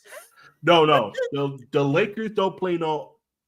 The Lakers don't play no defense. The Knicks don't know how to. What are the teams I fucking like? Don't know how to goddamn just end games. 100 C's, T1. fucking Yankees. What the fuck? It's like, god damn it, we can't close shit. And then all of our teams just get to the finals and then lose. I'm like, damn. Yeah, it's like Knicks know how to take a lead and they just don't know how to close. They should have beaten Cleveland twice and just blew those leads. I'm like, okay. So who's going first? Who goes first? No, okay, no. 15th. No. Are you wanting to go game by game? No, okay. 15th is the 7 and 8 seeds. Those have to play out first. Who do you guys have winning this then? I have Golden State and Orlando. I have Golden State beating Memphis. That's probably who's gonna win. Yeah. Y'all out here with these throwing grenades. Y'all gonna be out here with the blicky just shooting up. I'll say this right now. This motherfucker was throwing a grenade of an imaginary grenade down by 20. I can't take y'all seriously. I'll say this. If Curry and Draymond Green and Jimmy Butler go out against Memphis, I'll just pat. Curry, you getting roasted, buddy. I'm telling you right now. If Golden State loses against Memphis, just drop out of the playoffs because you're getting cooked by OKC. They're going to cook the shit out of you. Because Sacramento beat you last year. Okay, so we have these two matches first. I got Golden State. I got Orlando versus. I don't give a fuck about Orlando or Atlanta. Both of them are getting that whole shit kicked in by Boston. That's 5 games. I feel so bad for whoever wins this having to face Boston. You're going to get absolutely a word I can't say on YouTube. Atlanta traded DeAndre Hunter away. Them motherfuckers don't play no defense. And Orlando don't know how to goddamn close. If you haven't watched the Celtics recently, they're about to grape whoever wins any of this. You're about to get completely just straight up the ass. No Vaseline. I'm gonna say Orlando, but I don't give a fuck. I really don't care. Coin tosser for both me. of those. But I'm gonna say this. I like Steph Curry, so I want them to win against Memphis, but who knows? Houston might get exposed. If it's Golden State against Houston, there's a good chance because Steph Curry has had some of his most explosive games against Houston.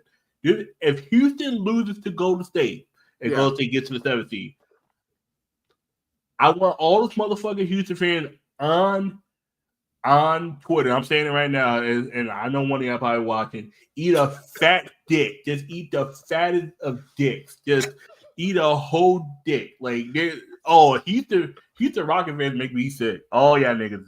Oh, we don't need James Harden to be good. No, eat a fat dick. Eat a fat fucking dick. Y'all niggas ain't been good since the large one in '95. Niggas, eat a whole honestly fat cock. I really think their team is not that bad. They have really solid defense.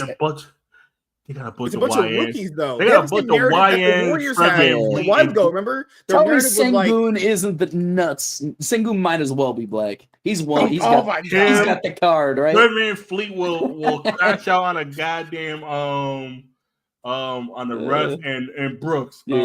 Oh God. I actually think the Rockets are probably better than the Warriors. No. I think the Warriors are better. They are. No, they are, but I wouldn't be surprised if Golden State upstage. I think the Warriors are just going to be more put together in the playoffs. But if Memphis beats Golden State, all Memphis get cooked. Who do you guys have winning out of these matches? I think Dallas is going to win. Dallas, are they? No, man. Anthony Davis is just better than everybody on that. But can he stay healthy though? That's. I mean, he's honestly actually beyond that one game. He's played a lot more games than even Luka has in the past 3 years. It's crazy to me that he's really. I feel like he's changed the narrative on his injuries. For the Mavericks, he is not the issue with their team. Oh hell no! They don't have Kyrie. Goddamn team. They don't have Kyrie Irving, dude. You can't rely on because people are gonna go like, well, they have Klay Thompson, guys. He's so washed. He's I'm gonna say this. I'd rather have Dallas win because Sacramento without De'Aaron Fox looks so goddamn boring. I don't know if that. I actually think Zach LaVine can shoot as many shots as he can, and I'm good. He's the most efficient 3-point shooter in the league. I didn't know that. Highest percentage, and he scored like 200. He shot a ton. He was like the 5th most too. Like he's not bad. Shot a lot. He's really good at shooting threes, and I like watching his game. Their team kind of lit on fire at the end. They were scoring like 80 points between their top 2 players, DeMar and Levine, by the end of the season. But doesn't matter. I still think the Dallas Mavericks win. I want Dallas to win. There's no way Chicago. Is there any way Chicago loses to the Heat? There should be no way. Yes. Chicago It's always away. Chicago could be the team that would be up by 25 and lose. But but Miami doesn't have a closer. They out. Miami's broken. I'm sorry. Just like what's going to be their main scorer? Tyler Herro and Andrew Wiggins. Tyler Herro and Bam Adebayo. Yeah. Them two. And Andrew Wiggins. Yeah, they got just on paper they have pretty solid defense. It's not worked in theory. They have not performed well defensively. Their offense is not worked at all. It's just everything has been spiraling for them, and I'm really sad about it. But it's just what it is. Yeah. I think the Bulls probably win. I wouldn't be surprised if the Heat won. But I'm gonna say Bulls too, but honestly, that's another series. I don't give a fuck about that. It's just I just wish the West what's it called? If the West played the East play-in teams, I don't think a single Eastern team got out. Oh hell no! Oh no! I think all of them go down. Okay, so I want to make sure we had the first matchups previewed. I'm saying Magic, Warriors, Bulls, Mavericks. Yeah, I think so. This is Bucks versus Pacers. The Bucks should win this. Yeah, the Bucks have looked very good in some of these games. I'm gonna go Pacers. Pacers have been having the Bucks number, and it's a big thing is they turned it on a lot towards the end of this. They're better than their record shows because what's his name? Remember that Laker game where LeBron tipped it in to win it that way? Oh god, I think they looked really good at the end of the season. But what's up? It's probably Pacers. It's gonna be close. I just think Giannis and Dame. I know Dame's had a actually better year than people remember. Isn't Dame out for the rest of the season? I think he's gonna be back for the playoffs. Oh god. Okay. So then after that we have Nuggets versus Clippers. That's very close. I'm gonna go Indiana in 6. I got Indiana in 6. Yeah, I think if I'm gonna take anybody, I think it'll probably be Bucks in 6 for me. Bucks in 7. Okay. It's a close series regardless, though. Bucks ain't winning in Indiana. If Bucks win, they got to win the 6. They got to call at home. Denver versus Clippers. I think the Clippers take it. I think they're deep. They're my hot. heart saying Clippers, but my brain saying Denver. I'm not gonna lie. I don't think if we just go by recent performance, Denver doesn't win a game. They have not been nearly as. But that doesn't matter because at the end of the day, they have Jokic. So that's like they got have to take that into consideration. Jokic himself can carry a whole playoff. No, but my thing is who else shows up? Does Russell Westbrook show up? Does Jamal Murray show up? I would say Jamal Murray. Does Michael Porter Jr. show up? He only shows up against the Lakers. Yeah. Does motherfucking Aaron Gordon show up? I genuinely think they don't have what it takes anymore. A lot of their players have regressed, and Jamal Murray just hasn't progressed. He should have been an all-star by this point, and he's actually just the same. If the Clippers win the first 2 games on the road, they're getting swept. This ain't gonna be one of those years where Denver loses the first 2 at home, then win the next 2 at home, loses game 5, win game 6 or 7. This ain't a couple years ago. This ain't that Denver team. If these motherfuckers lose the first 2 games in Denver, they might be mentally destroyed. Oh no, they're getting cooked. I think it goes. Clippers be smoking on a Mile High pack. You're gonna smoke on a Jokic pack on that one. Listen, I think it's Clippers in 5, in my opinion. Nah, I'm calling Clippers in 6. Clippers in 6. Okay. If I gotta say no, Clippers gonna win in LA. Now we got the big ones: Lakers, Timberwolves. Who do you guys got? That one's rough for me. I'm a Lakers fan. I'm a Lakers fan. I don't want to go out in round 1. Part of me saying Minnesota, but at the same time, but we just don't have defense, dude. It's not going to translate into the playoffs. But then at the same time, it's like, and Minnesota got Julius Randle, and trust me, as a Knicks fan, we've had Julius Randle in the playoff. I love Julius. I'm actually a huge Julius Randle fan for no reason whatsoever because I love his play style. It's so fun to watch. If Julius Randle gets the ball and just hold that shit. Oh, LA 6. Oh my God. You know what the craziest thing is? Julius Randle is he has so many all NBA first teams as a Knick. Or all NBA teams, sorry. He was so good on the Knicks statistically. Yep. He turned that season around. He turned that organization around from a trash can, and no one on the Knicks likes him. No, I've never met a Knicks fan that's like, man, I love No, Julius Randle. you know what it It's is? crazy. No. You know what it is? I don't. He constantly shit on a Knicks fan because it was like every time he was the leader. He took all the pressure, and the minute he needed to show up, he disappeared. You can't do in New York. They'll cook you. They'll cook the fuck out of you. This man. And then don't forget, as a Knicks fan, there's those the pro blacks. Those the pro blacks we talking about. He married to a white woman. The pro blacks don't even talk about his basketball game. Oh, you married to a white woman? You suck. I was like, niggas don't. I remember one time I got cooked because I was talking about him on Twitter being an inefficient player in clutch time. But I know some pro blacks is like, you're not gonna talk about his white wife. I don't give a fuck about him being married to a white woman. This motherfucker disappears when we need him in the. You know what the big problem was? Y'all actually sucked beyond Julius Randle, so they could just him. That was the big problem. I think, dude. Oh, trust me. When we lost Atlanta, oh my god, yeah, it wasn't whole fair. Twitter thing was divided because I was cooking him for a player. I don't give a fuck you married to a white girl. I don't give a fuck. I'm looking at you like, nigga, where was you the last 2 minutes? You out here, you playing like Carmelo Anthony. We don't need another Carmelo Anthony. Yeah, but the problem is you didn't need a Carmelo, but you guys were full of a bunch of stupid of Smush Parkers on that team that year. Oh god. Whoa. Hold on. You told me that I love was Julius. something. You told me I was something else in our DMs. You were calling black people much worse than our DMs.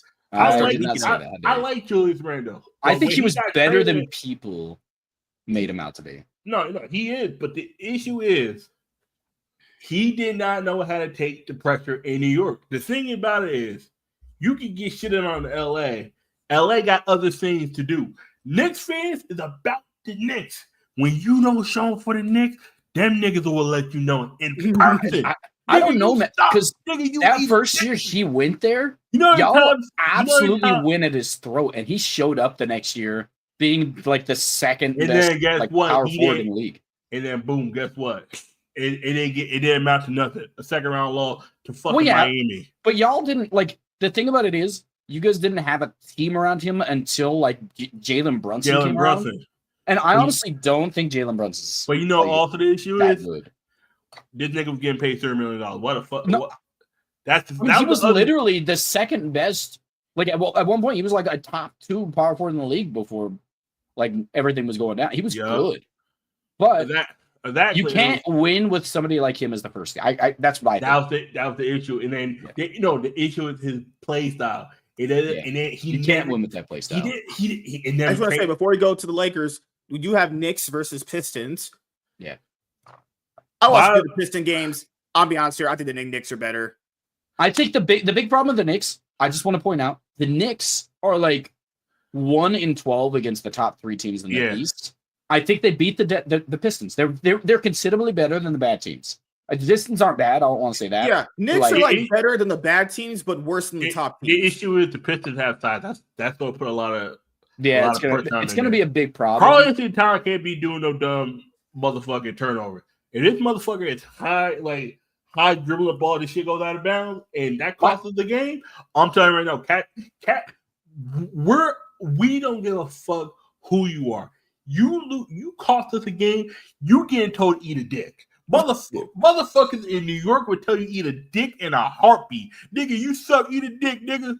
Fucking bitch. Niggas will tell you to eat a dick, a whole fucking dick.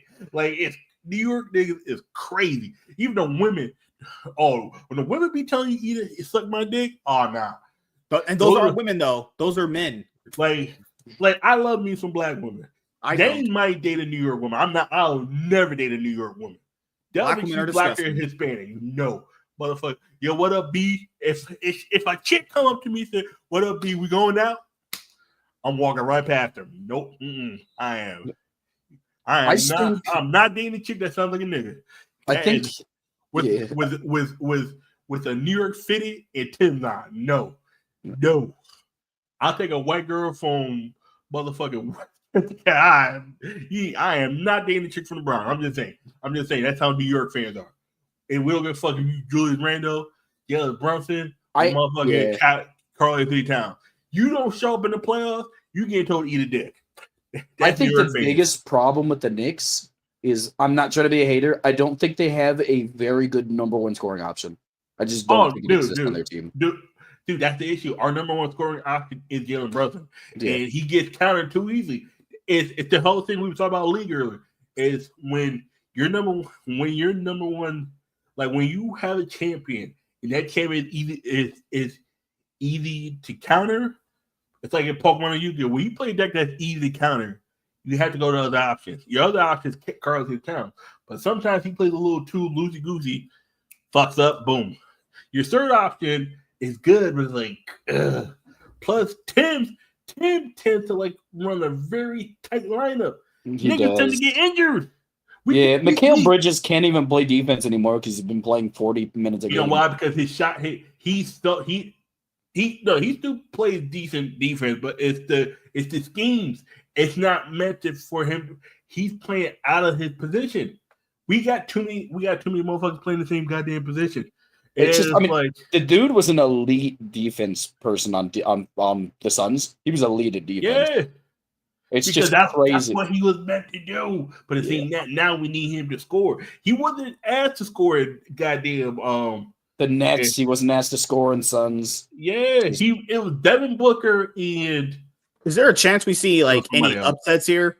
Like upsets? Oh, there's always chances for sports. Okay. So the biggest one everyone's mind would be, does OKC win it all? Because you have that good of a regular season, so they're not bad. Anything less than finals. Okay, so I'll ask you, what would be anything less than the finals appearance? Would it be disappointment? I was gonna say, right? Anything less than the finals appearance.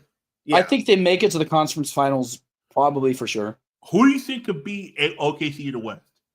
OKC in the West? I think there's only a few teams that I think could take them on. The Lakers did surprisingly play very well against them. The Clippers can beat them. I guess the game that really didn't matter for the OKC. Let's have to say I think the Clippers can beat them. I think the big thing about the Rockets is they match up very well into them. Nah. Like they have. You don't think the Rockets match well into them? Rockets don't have the experience. They got Fred. I agree with that. I mean, and Brooks. Who's the motherfucker from Memphis? That's old Brooks. Dylan Brooks. Dylan Brooks. I don't know why I couldn't remember his name. That motherfucker, he goddamn goon ass nigga. That's a goon. But do you know who's a goon? Is Isaiah Stewart. That's what scares me. That nigga will. He's a crash out. The dude. I saw him I saw that nigga. I saw that nigga person.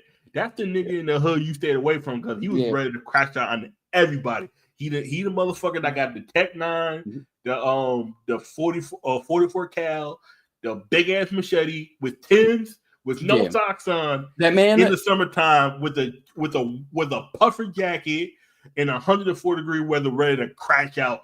Only listen to the DMX. That's the nigga. If that nigga start talking to himself, no, yeah, that. But man, I wish that motherfucker ain't stepping my shoes, man. See God telling me not to do it to him. If you hear that nigga say that, just you know how they say sometimes what white people want to cross the street. See, niggas do that too. I would do that with him. Yeah, I would do that with him. He got crazy looking. He a crash out. That's the nigga. That's the motherfucker that would crash out. He the motherfucker from Mental Society that killed Kate at the end of the movie because that girl said, and I have a whole theory behind that. That's the motherfucker I'm afraid of because that motherfucker don't even play defense. That motherfucker just look at a fight. Yeah. He is going to fight somebody in this series. He's going to fight. Yeah, I remember him. I'm glad Dante DiVincenzo's not on the goddamn. I'm glad Dante DiVincenzo's not on the goddamn Knicks because he would have fought him. I actually think first career NBA start. Y'all already know how I feel about Bronny. I think he is he's over hated. Oh no, he's overhated. My issue with Bronny is I wish he would have just stayed at college. I agree, but he has flashes of a good player. I think he could be maybe a role player. I think he could make it to be a role player. You know my thing is too. If he wasn't LeBron James, that thing, he wouldn't have made it. LeBron James' son, no one would notice this guy. Yeah, but also if he was not LeBron James' son And We he even know did he all these. exists. Yeah, but if he did all the things he's did statistically this season, people would be like, "That's not a bad 55th pick." He made a few really solid games. He had a few solid games. He looked honestly, he's looked amazing in the G League, but everybody knows that because he got a guaranteed contract at the 55th. Guaranteed is crazy. That's what fucked me up. I was like, really? You could have just But at the end of the day, who cares? Yeah, Like that's a son, and the 55th pick was going nowhere. I just He said he didn't really he play had in college. He had His first year, he had the whole heart condition. He was out. I wish he would 3 rebounds, 4 steals. I do want to point out, nigga, that's still better than they're still better than most games. That's still better than 4 steals. This is not a terrible game. Yeah, well, it is. It's not a good game. How many points did he have overall? I think overall he scored 15 in the Bucks game. So he had about what? He had 19 points in the season, and if you count that 3 that he had. No, he has a lot of points. He has a lot of good points. He has a 17-point he has game. About less than 40. He has to have less than 40 games. So he has a 17-point game on 80% efficiency from the field. That's absolutely incredible. Yeah. That's like something you would want to see out of a role player, like a good role player. He's not going to do that every game because he's not that good yet. But I think he can get to the point where he's a solid role player. His defense isn't bad for his size. He has a good wingspan. And his basketball IQ is not great, but it's not bad. And it's something you wouldn't expect. He's a 55th pick, and he's not horrible. Like, look at these Twitter conversations. They don't know what they're talking about. First of all, they don't understand. Yeah, it's just nonsense. It drives me crazy sometimes. Y'all were saying he was the next GOAT. No one said that. No one in the world said that. Oh, yeah. See, I don't know who the fuck said he was the next big thing. All I said was that they were going to play him in games that don't matter, like they did. So many players. Only one person I know that told him when he was going to be the next GOAT, and that was the LeBron Glazer. The guy you have to look at what this guy's name is, Baby Curry. This man's not. Yeah, this guy's talking about so many G Leaguers deserve to play. You can't name one. You can't name one because he's one of the best G Leaguers. It's just how it is. Everybody in the G League, he is absolutely. The issue with the G League is the same thing with minor league and baseball in the league. There are players who are good enough to be in the G League, but not good enough to be in the I don't disagree, but he's showing when he comes, he's had a few games where he's been really, really good. Yeah. And then he's had obviously a lot of games where he's shown the inconsistencies of his level of play right now. He didn't get to play in college. Bronny's good enough to be like the 13th man on a team. Yeah, I think he could be better than 13. Yeah. I think he could make it past that. But so let's point out, he was the number 4. If he was on Utah, he'd be in the third line. Utah's garbage. I'm just saying. Yeah, I'd be honest. He was the fourth prospect in high school. And that's you don't just get that by name. That's something they give you based on your stats. So he was the 4th NBA prospect. He went into college as I think he was a 5-star recruit by the end of his high school career. And then he had the heart attack. So he literally at one point was a coveted pick. He just became worse because he didn't get the time to play. The heart complications. I think he could become good again. I think it's possible.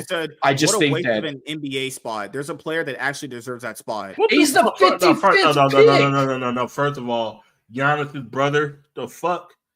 There's some of these niggas that who said that? Some of these y'all be so weird. Bro is a rookie who almost died not too long ago. I don't know why people keep bringing up this narrative. Like, okay, his dad literally always gets injured, and it's still pretty fucking good. There's a difference between getting Kyrie Irving toward his ACL. He'll be back next season, probably playing pretty good. What I'm saying is the difference is LeBron James gets hurt, but he's already a all-time NBA player by the time he's done it. He's also 40.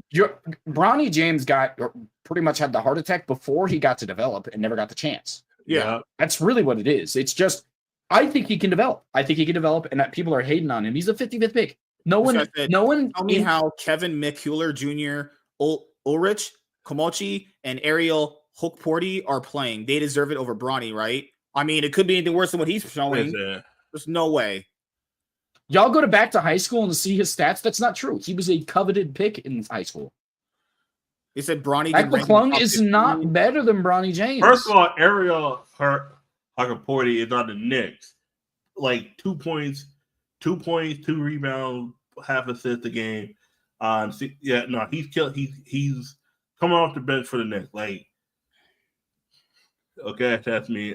he's back and forth between the Knicks and the Westchester Knicks. But like, first of all, fuck, like, oh no, they're playing on the Knicks. That's me. They got the last play. That's how I know motherfuckers don't do the goddamn research. I was like, no man, for the Knicks right now, yeah, he good. It's just so crazy how people know the Lakers already got the job done. You have a third seed. Yep. It's clinched. Then this game has no stakes. It's literally just whatever. Yeah. And keep in mind, if everyone expects him to be bad, I would expect exactly his performance. I'm not surprised he played that bad. That is what I thought he would play like. I think people don't understand that he's bad. He's not good, but he's not as bad as people make him out to be. He is not undeserved of a spot because it's a 55th pick, and I don't think how many times you don't think it's Nepo baby stuff that he's LeBron's son? Oh no, son it is Nepo baby. No one disagrees, but I literally don't care. But the issue is, like a lot of people do Nepo baby, like it's Nepo baby, like in everything. Like Ice Cube was his son, captain his own son. Oh, but Denzel and his son. Denzel and his son. Yeah, I'm gonna be honest. Yeah. Ice Cube's son played so well in that movie. Who's better to play Ice Cube than his actual son? Yeah, he did. But why not EDE? Because there's an actual interview. EDE would have done it, but that scene where he was in the hospital, he cannot have himself do it because he was like, damn, like, because he thought about it, like, I couldn't do that scene where I'm dying in the hospital as my father. That would have mentally fucked me up. Yeah. And it's like, oh shit, that makes sense. Like fuck, you gotta play your father who died. Like, yeah, think about that. Like, you know how fucked up that is? Like, to play your father in a movie where you're playing the character that dies. And it's like, and your brain is like, oh yeah, I should have been here, but then you think about it, no, I shouldn't, because I don't know how scared. Like, how would it react in that moment? People don't understand that shit. That's kind of how we're at right now at the NBA. I did enjoy watching the season. It was very, very fun. We just had a lot of random shit happening. Memphis dropping their coach, Nuggets dropping their coaches, the Luka Doncic, Anthony Davis trade. God, Jimmy Butler trade. The whole Jimmy Butler trade. Yeah, that was the Spurs trade with the Kings. Oh, this season was crazy. Yeah, no, this shit. The ratings dropping for like half the season. I was just saying, I'm so glad I got back into watching. It was so fun watching. The All-Star weekend be absolute garbage. That All-Star weekend was bad. That was actually about as bad as the WNBA All-Star weekend. That was horrible. No, the WNBA All-Star weekend was actually got more ratings. Like, statistically to how they get ratings. God. Woo. Because think about it, Taylor Clark and the WNBA All-Stars versus the national team, and the national team got smoked. Not smoked badly, but they put belt the ass. And please don't let the Clippers win again. Celtics. Sorry, don't let the Celtics win again. Oh, they're gonna do it. Fans are gonna be. They're gonna do it, and it just drives me crazy. Boston Celtics fans are goddamn annoying, but the thing is, they've been winning so goddamn much. It's like, you can't say anything. I'm not even saying they were bad. They have a great team. They're probably going to be in the finals anyway. They're probably going to. They're favorites, in my opinion. Yeah, no, they're my opinion. They're favorites too over Cleveland. I have no faith in Cleveland right now. I think they just win. I mean, I don't think a team in the West can beat them right now if they're playing well. I don't think the team in the East can beat them. I think they are the best team in the league still, and it just frustrates me because I hate them. I have two teams that can come out of the West.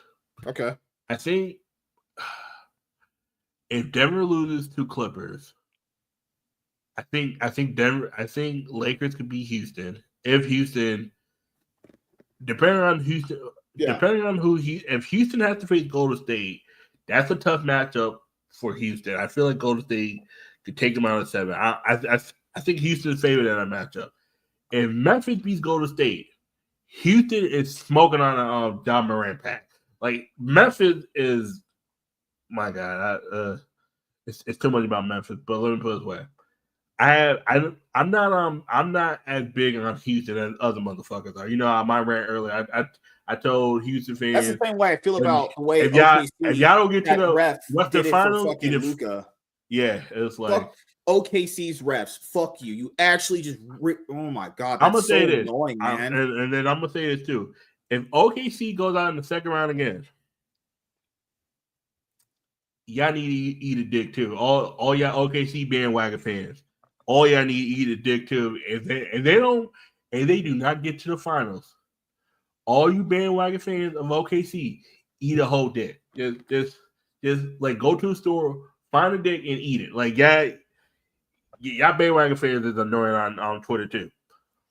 Clippers, if they're healthy, I feel like they can get to the Western Conference Finals. Yeah, This might be the year. This might be the year where it's LA versus LA. I would love that. Like this could be the year. I don't think it will happen. There's 3 teams, man, that can do anything in the West. Like I personally don't have faith in Houston. Houston, they're just way too young. They're too young. They got the coach for it. But that playoff pressure is something different. I don't know how that's going to work. That's why I'm like 50-50 with Detroit. I don't know how Detroit's going to play. Detroit ain't had a playoffs in like 5 years. Last year, them motherfuckers was dog shit. Lost like 28 straight games. Like they fired their coach and they still got paid this motherfucker $40 million. You fired a coach after 1 year after signing him for $40 million. Ain't that a bitch? I'm getting paid $30 million to stay at home and fuck my wife. Okay, I'll take that. I don't want Boston to win. You know, I'm a Lakers fan. Boston. I'm always fuck Boston. I don't like the only team I really care out of the state of Massachusetts is the Patriots, and that's mostly because of Tom Brady. Fuck the Celtics. You know how I feel about the Red Sox. The Red Sox can eat a fat dick. Like I'm a Yankees fan. That's what Red Sox motherfuckers just jump off a bridge for all I care. I don't give a fuck. You know what? It's crazy. GTA, Minecraft, and Fortnite. It's like, you know, I hate the Boston Red Sox more than the Yankees, but the Yankees have historically ruined our franchise's history. Y'all y'all take every championship away from us. How many times you guys? I'm the Dodgers fan. I'm a Dodgers fan. Oh, y'all it's not back and forth because y'all take some from us. We take some from you. Yeah, we took some, but y'all dominated us for like 30 straight years. And then we kept going back to the stupid championships, and you guys just kept beating us. I hated that.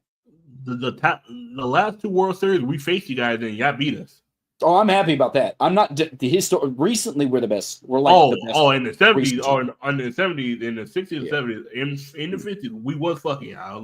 Y'all were putting us in the dust. And I was like, that was like my thing growing up, was like looking back and like on the history, looking through all the games, and I was like, oh, and this is the year the Yankees beat up this team. And I was like, okay, it's always fun to watch.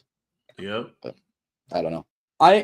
Regardless, back on this, I think the only 3 teams that have a chance of winning the what's it called in the playoffs, like the whole thing inside of the West, I think it's the Thunder, the Clippers, and the Warriors. The Warriors have, if playoff Jimmy Butler comes back to form, like I think he might, there's a chance. I'll put the Warriors at 4th if they make it out.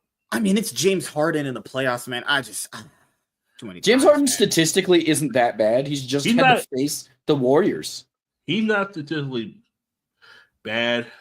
I'm looking at Kawhi. Can Kawhi stay healthy? If they stay healthy, they're a scary team. If they get injured, care about winning. That's the thing. No, he cares about winning. No, that's like he doesn't play a regular season because he only cares about postseason. Mm-hmm. Yeah, the same thing with Faker, in my opinion. I think the Fakers get to that point. So once you win enough, you start caring less and less about games. The only player I know that actually cared about winning regular season games was Kobe and Michael Jordan. Honestly, they start winning. Russell Westbrook too. He never won anything. So no, Russell only cared about scoring and getting his stats. I don't think he cared enough about winning to where it was like if he won and made whatever triple double he got better. I don't think he actually gave a fuck. Like, here we go, right here. I want to show you guys. Yeah, we had the MVP race. And Tim Duncan. Tim Duncan gets. But later on, after that 05 series, after that 05 championship, Tim Duncan stopped giving a fuck. How much does Kia sponsor? Holy crap, Kia sponsors like everything. Yeah. All right. These are your MVP races so far. This is like narrative. They want to get an SGA because he's new. Yeah, I mean, just the big thing is, I think statistically, if we took records out, I honestly would give it to Giannis. I'm not even lying. I give it to Giannis. Giannis is not as good, but close efficiently in If we offense. took He's out like records the of best. teams, is Jokic. If we're going by stats, is Jokic is not even close. Well, If you want to give like, it to honestly, record, it's Shea. If you want to take out both, it's Giannis. If you want to give it to legacy, you give it to Steph Curry. My big thing is Giannis is close to as efficient as him on offense, and absolutely arguably the best defender in the league. And he's carrying that starry ass team. I just think Jokic and Giannis. If we could literally get to the point where we stopped caring about records, this would be a 3-man race. But it's not, because records are very important, and that just means that Shea pretty much gets it. If this was less about narrative and less about, and so many people can take out their emotions, be like, "Oh, I'm thinking of giving it to Jokic should be getting it. Like, it should be Jokic or Antetokounmpo. Like, they're the two best players. They're the best here. The motherfuckers out here bringing it right. Oh, but you're only gonna give it to the white guy. Like, see, Kendrick Perkins can eat a fat dick. I agree. When that motherfucker said that, I knew the minute he said that, I was like, Jokic just gonna get robbed. He gonna get robbed. He gonna get robbed, and he gonna get robbed broad daylight because he white. I was like, and then no one kept this motherfucker accountable except motherfucking on Twitter. And then Kendrick, I'm tough. I'll fight any of y'all niggas. Yeah, but you don't understand. Blocking everybody. He started blocking everybody because he's a big ass pussy. My favorite thing was when this man, Kendrick Persons, came out and said, KD, Harden, Westbrook, all those guys were on the same team, but I was the leader. I remember and KD said, you scored 2.1 points per game. The only thing you were leading us to was a playoff exit. Scottie Pippen thought that he was the reason why Michael Jordan had that success. I was like, I don't know about that one. I think without Pippen, they wouldn't have won. It was a coincidence he was on a team, and he was a pivotal part of Michael Jordan winning. But he was always Robin. He was never Batman. Yeah, I agree. That's why the 2 years that Michael Jordan left, and he could not get them to the final, shows, Scotty, you're good, but Michael's great. Someone got in his ear and was hyping him up like Jordan was never, I honestly never the same. Like, Scotty was at the point where you could call him great. I understood where Scotty was coming from. He was like, this wasn't just Michael. No one said it was just Michael, but Michael was the. But that's how it always happened. Like, I understand what he was saying. It's like whenever T1 wins, Faker gets all the praise, but if they lose, he gets all the shit. I understand what he was saying. Yeah, because then no one will notice you. Since those 2 years or those year and a half, that 94 season where you could have beat the Knicks and you did. Oh, trust me. You could say turn the narrative back. If he had won after Michael Jordan left, then you could argue like, okay, maybe he really was more valuable than what you thought. It's like the same thing with Tom Brady. Oh, Tom Brady needs Bill Belichick, and then motherfucker. First if you without Bill Belichick, it's like left. I just want to point out, Bill Belichick, he would not have won as many without Bill Belichick. That's like one of the greatest coaches of all time. His defensive schemes are amazing, and the big thing and the big reason they won in Tampa is because he took so many pieces with him to the best defense in the league at that time. Yeah, and just won. Like, I think Tom Brady is. You can't even argue. Even without, if you took out all his accolades, he's the top 5 quarterback in the league right. ever. If you take a duo out and a piece wins without the other piece, it actually looks better on the piece that won. I mean, I don't disagree. It's like Kobe without Shaq. First of all, Shaq was up 1 in Miami. The narrative was, Kobe can't win without Shaq, and then Kobe's like, I'll just do you better. I just want to point out, Shaq, the only time I think that narrative isn't really applicable, the one time I will say is KD. I think KD is at this point one of the least appreciated, like not least, but like he's undervalued because of his choice to go to the Warriors. He went to a team who I don't think the Warriors needed him to win. He did. They didn't. I understand the mindset.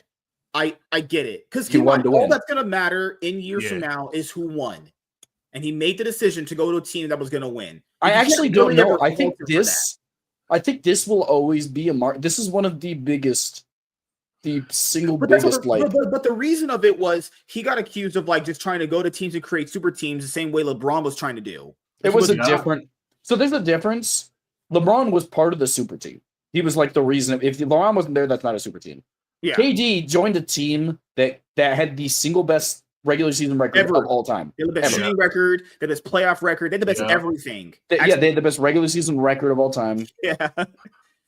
And he joined that team. It's a whole different guy. We've never seen this. Because people think of it as the cheaper way to go out. Oh, you can't do it with a team not as good. But it's like, but that's the thing how it always works though. You should go in wanting to win. You should always want to have the best option to win though. Right? It's dependent on, because at that point in time when KD won, when they're healthy, there's no one that can beat them. It's impossible. But you know what made it worse? KD was beating the shit out of Golden State. 3-1, they're up. They're up 3-1. And then Russell Westbrook decided, let me be the motherfucking leader of the team. And then them motherfuckers lose 4-3 in the most heartbreaking fashion. If OKC beats Golden State and gets to the finals, we don't know what the fuck happens between OKC and Cleveland. Like, I think if OKC beats Golden State, like KD never leaves OKC.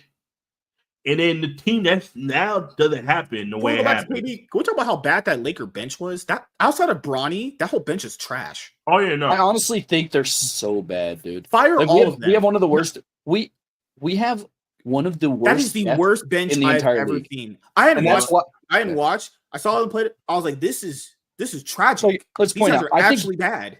I think there's an argument to be made, unfortunately, that Bronny might be our 9th best player. And that's unfortunate. That's how bad our depth is. You know why? Because you gotta realize LeBron teams more recently, at that 2020 team when you guys won, you guys had a great bench. I was so happy. Then y'all started trading pieces. Oh, I want Russell Westbrook. I think we would have had trading for Russell Westbrook is the worst choice ever. I could have just signed DeRozan. He would have been better. DeRozan, anybody but Russell Westbrook. Russell Westbrook is such you can't be a ball handler and have low IQ. That doesn't make any sense. And then y'all got traded. Y'all let go Caruso. Y'all let Caruso. We let go Josh. We let go of everybody that is a central. The Lakers piece. could have had Jason Tatum. Just putting it out there. They could have had it. I don't even want to remember that. Oh, Lonzo Ball. Remember that one? Yeah. Talk about like. No, that was that Lonzo? Yeah, no, that was Lonzo. Okay, it was Lonzo. That was Brandon Ingram year. Also, I had a hot take. No, Brandon Ingram was. I think 2016. the Mavericks' decision to get rid of Davis for Luka saves the Lakers' season at getting third. Oh yeah, I actually before they had Luka. Ooh, that was. Listen, I'm going to point out they, in my opinion, will do worse in the playoffs than they would have done with Anthony Davis. Even though I think Luka is a better player, he fits the team stylistically worse, and they are going to struggle defensively because they don't have that anchor in the back. I don't know what they do. Well, every black person is an anchor in the back. Absolutely. I mean, listen, healthy AD is a top 5 player in the league. When he's healthy, he plays that level. But the problem is he doesn't stay at that level at all times. Like, you're not losing out on a lot of offensive. I mean, we gained quite a bit of offensive power, but we lost $1 billion defensive power. And we have no big man now. Our big man is Hachimura. What is he going to do? This man sounds like and Jackson Hayes. Jackson Hayes never puts his big man power to play. The reason why I always like Shaq and people like Kareem and Wilt Chamberlain, when you go back and look at their games, there's something that Shaq said when I was watching some of his stuff. He would always physically impose himself being big. Like, he's big, and he would make sure that people know, I'm a big man. I need two people guarding me. That's why it's weird between the debate between Jokic and Shaq. Jokic, I feel like, is very good, very talented. He never imposes himself being big. He should be. Well, that's he doesn't have. So the big reason that Jokic doesn't, he can do that. He doesn't do it. The reason because but he should though. Their team would be much better if he did it though. Well, no. I mean, the reason he doesn't do that is because he is the single greatest playmaking big man of all time. He shoots threes. He's efficient from three. He shoots 40% from three. That's like. Is it good for amazing. A big man like him to be shooting threes? Isn't it not if they're shooting, right? if I was shooting 40% from three, they would put me out there. I'm just saying that out right now. Yeah, I realize I would be Jokic.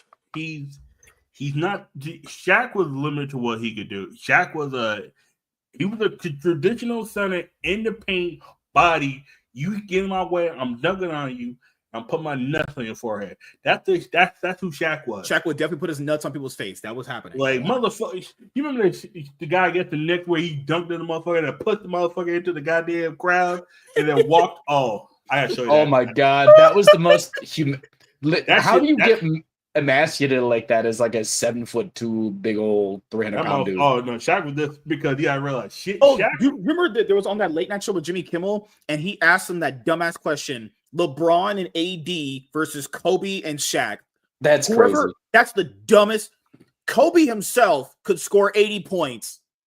Who's taking down Shaq? LeBron doesn't play defense. AD and LeBron have to double team Shaq. Yup, and Kobe. AD's not guarding Shaq at his prime. Are you high? Who? LeBron and AD versus Kobe and Shaq. Whoever said that, you need to. Your NBA opinion don't mean shit to me. What the fuck? That's a troll. That's a troll question. That has to be a troll question, right? AD and LeBron versus Shaq and Kobe. There's some of that. I think the big thing that makes them versatile is their fit together. But I mean, it's Kobe and Shaq. They have the Ooga Booga thing. Kobe and Shaq, you just don't. Why are you looking like somebody about to shoot you because you said that? I'm saying there are Ooga Booga around them. They're black, man. I don't know if you know this. They're all black. Not just one side. Just saying, there's no DEI in the fucking NBA. There is. That's why stupid white people get in sometimes. Jokic and Doncic are European. No, but they're still white. No, they're fucking. What are they? No, you don't think it they're doesn't white? matter if they're white. They're better athletes. Remember that. That's at true. the end of the day, it doesn't matter if you're European. You're white. You're white. It's like even the white Americans, they just declassify as white. It's like also, I think Austin Reeves won't get enough credit for how much he saved the Lakers season with Doncic. Like when the LeBron was out for a little bit, Austin Reeves popped off. He saved a lot of their games for them that should have been honestly. Honestly, Austin Reeves is literally he was shooting 27 to 33 points a game on better efficiency, better free throw percentage than everybody in the league. The worst thing I saw LeBron do, oh my God, is that Bulls game where he gave up 12 points in 6 seconds. I'm never letting him. Kobe never did that. Ever. He never gave up 12 points in 6 seconds. Never happened. That's embarrassing. Oh my God. I watched the game. I was like, okay, this is he's trolling. It's just running it down. That's why I call him LeBum and LeBum James Jr. on the team. Good Lord. LeBron plays no defense. I don't know how the Lakers can survive the playoffs. He plays because he can play defense, but he can't do it for very long. Because he's old. He's old. Yeah, the age is starting to show for him. He might actually retire the next year. He's old. He's really bad. His age has showed fastest in his defense. That's where it came first. And I think that in the playoffs, he plays a little better defense because he can do it for a short amount of time. Yeah, because I tell people LeBron James' career peaked in 2016 when he went for that block on Andre Iguodala. That was his peak going out the window. It was right after that finals. Remember when he would score and destroy people? He would get in from the crowd and roar at them. Yeah, that was the descent of LeBron James' prime. Right when he dunked that, like he showed flashes of prime LeBron.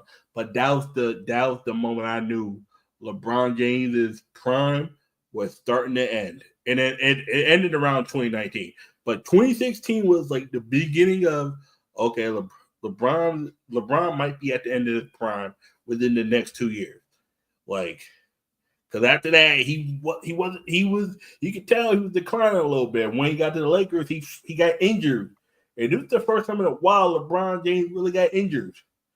Like, LeBron James didn't get injured for years. This motherfucker was like being Superman. Like you gotta think about it. LeBron James was like Superman for years. It's just the way that people are talking about him. It's his past accolades that keep him up there. I watched him this season. He was okay. Yeah, he was okay at best. That's like the same thing with Kareem. That's the same thing with Kareem toward the end of his career. Like all they remember is the highs from the previous years.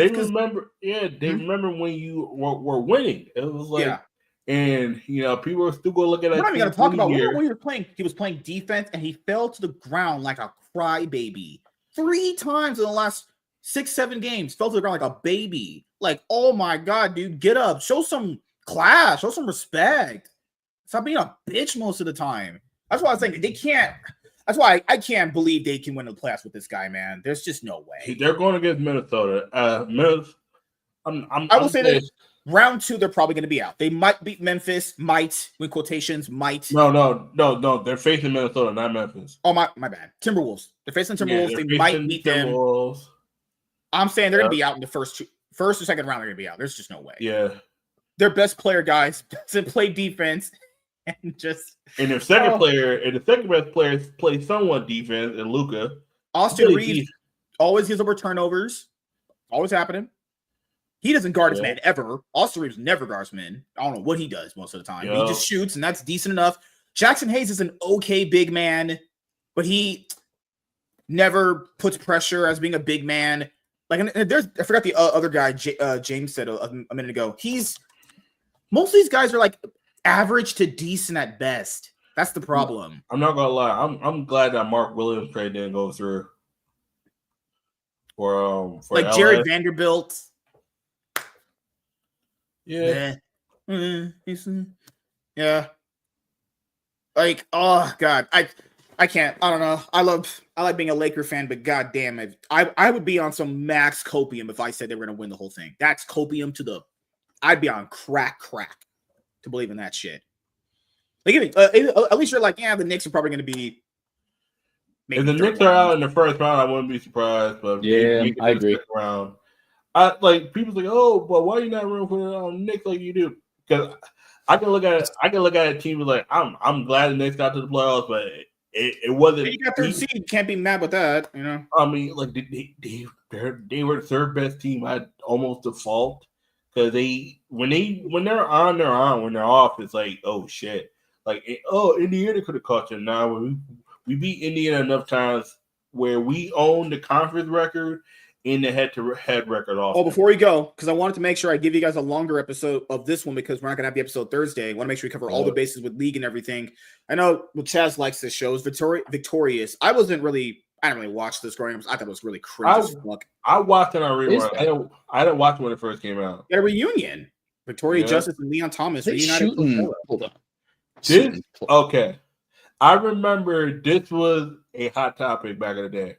They wanted these two to be a couple. I remember that. Yeah. Because Andre don't like. Why would they put Andre with these weak ass black women that were like just like you could tell they were just there for a plot that was trash. Like Andre should have easily because Andre was the only one that actually saw the vision in Victoria. Even Beck was a shit boyfriend. Let's keep it a buck. He would have been back.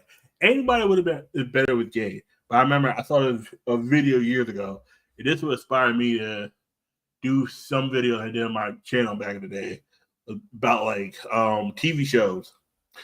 Geniac Jr., he did a whole thing about like who Andre would have been better with, Victoria or Jade. He said Jade would have been a better fit for Andre. And Beck would have been better for Tori. And then this is right after that in 2021. This is when I joined all those groups. There was a bunch of fan fiction where they were saying that Victoria, like if Nickelodeon was inclusive back then, they would have made it that Victoria and Jay would have been a lesbian couple, lesbian relationship because Jade, apparently to a lot of people, Jade was bisexual. And she had a thing for Tori. But it was like she was dating Beck at the beard, but she instead DC fans, they would fan cast Leon Thomas to be Static Shock. I remember there was a fan cast. Yep, I remember that. It was him, Jaden Smith, and somebody else. I was like, just off looks, he would look like Static Shock. Any black person with dreads would have been Static Shock. I'm gonna give it a buck. Any black person, Leon Thomas, if they would have done a Static Shock series back in 2010, 2011, he would have definitely got No, it wouldn't have happened. Yeah. What happened? No. I'm saying if they would have done like 2013, 2014 on like CW, they would have probably, but in that sense, Drake confirmed he's working on a new solo album. Yep. He featured Aiden Ross in a stream. Like, what the fuck? Everybody's going down, Drake dude. Aiden, what? Oh my god! Jesus. You know what my favorite thing is? Looking at Kanye tweets. It's been getting so exciting. Oh god, Kanye. Bookmark that. Kanye the wild nigga, man. Kanye out here just. Kanye's wow. What did he say?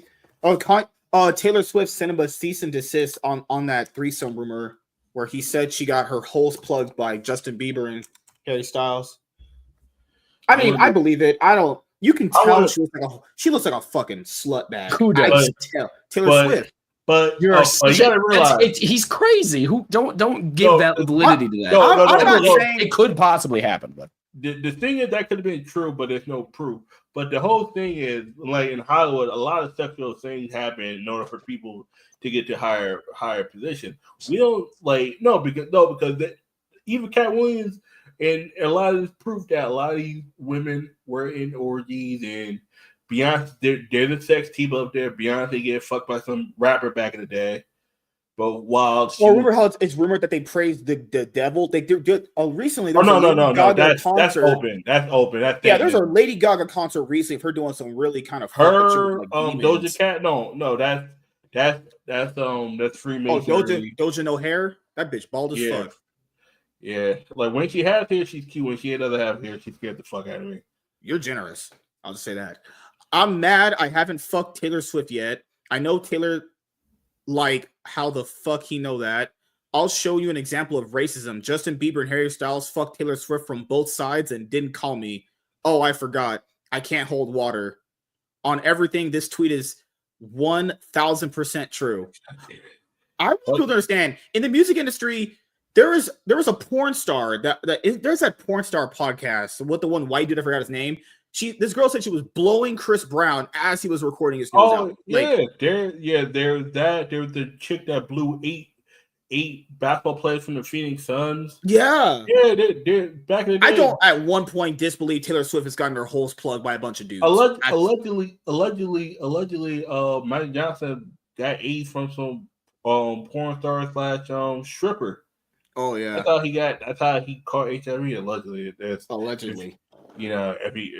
it's like, nah, the whole thing was all that is because there's a lot of sex things that going on in Hollywood. It's like, how do you have black men over somebody? You catch up. Oh no, Kanye, Jesus Christ. Okay. Oh. I know he tweets everything out of his mind, but it's like some women actually fantasize about getting raped. He's not wrong. That's not wrong, but that's not something you should tweet. Yeah, he's not wrong. There's some women. It's not that word, but it's forcefully getting fucked. Like some women like to get fucked to the point where it feels like they're getting like that one chick at my job that was like this one chick at my job was like, I wish my boyfriend would fuck me in the ass, and I'm just like, I'm looking at her like, okay, I just walk off. I was like, I just say okay and walk off. I'm like, I'm not going to dignify that with the answer. I'm like, what you doing? You guys miss me? No. Yeah, you did. I'm back. I was just talking about this freaky chick at my job. Talking about she wanted to be fucking in the ass. That bitch is crazy. I was like, you can always do that. I had somebody do that, and he was trying to be very persuasive with me, but the fuck? What? Who the? Oh, that white dude you did the septic thing for? Who tried to invite you into the house? You remember about that one white dude that was trying to invite you in the house for some drinks and shit? Oh yeah, I remember that one. Yeah, that I remember that one. That was pretty funny. Fuck you like Homer from Family Guy. He thought he got some popsicles for you. You better run. The little white boy. Let me take glass and jet, man. They about to put you on a skewer. I don't get graped at League. That's factually untrue. I get mega graped. This guy won the internet today for me. Is there a race that you would not hook up with? Chickaboos. Huh? What the hell is that? Them monkeys. Yeah, I don't like them monkeys. Hey, yo. The monkeys need to just stay the hell away. Go back to the zoo. Is that zoo. Joseph? Damn. Ain't nobody trying to hear all that yelling. Yo. Is that my brother? Fuck. That's my dog right there. Hell yeah. No one's trying to hear that. But that What are baboon. you talking? They are aliens. How crazy! They're aliens. I don't believe they're humans evolved. It's all a lie. Oh God. Hell yeah.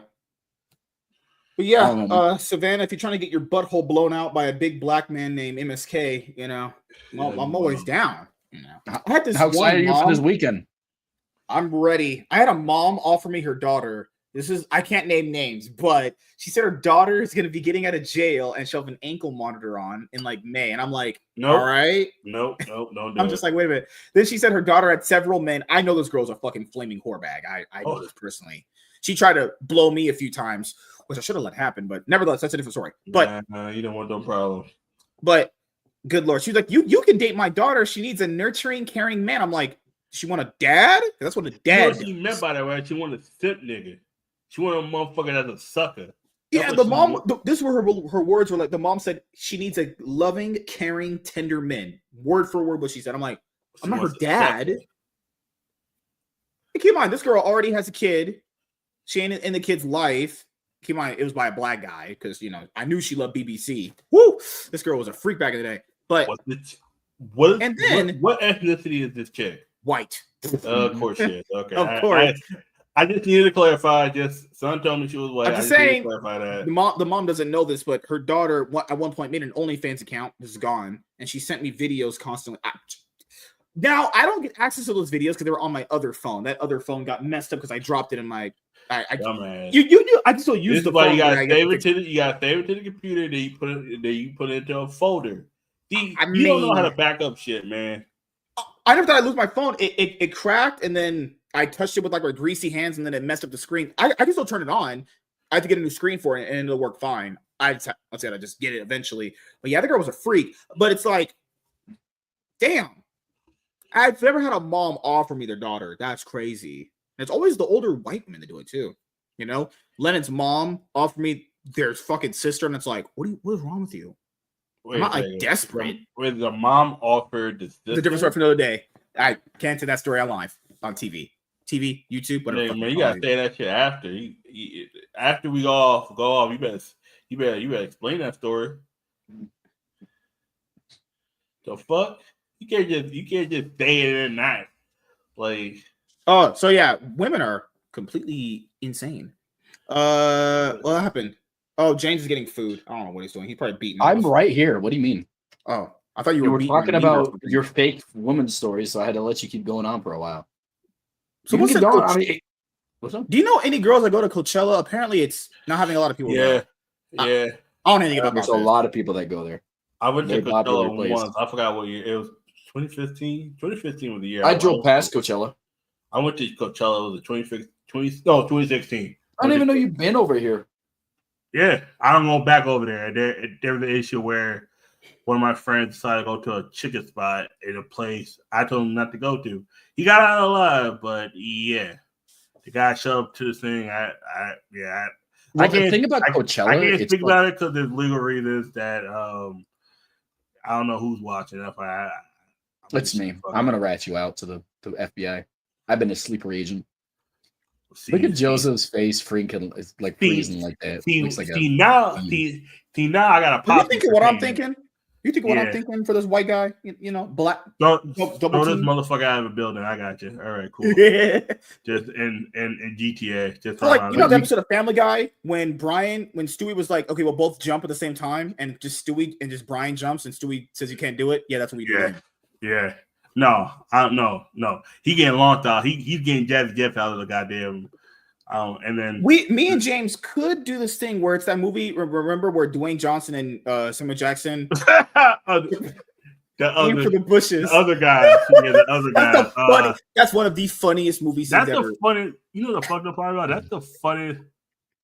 That's the funniest part of the movie. That part, dude, where he was like, just aim for the bushes, and you're like, there's no bushes; they just off themselves. What the fuck? Yep. All right, but people ask me what's the next movie I'm gonna see. I'm gonna go see Ryan Coogler's Sinners. So I'm gonna ask you something. Did somebody actually ask me that? We have to leave. Yep.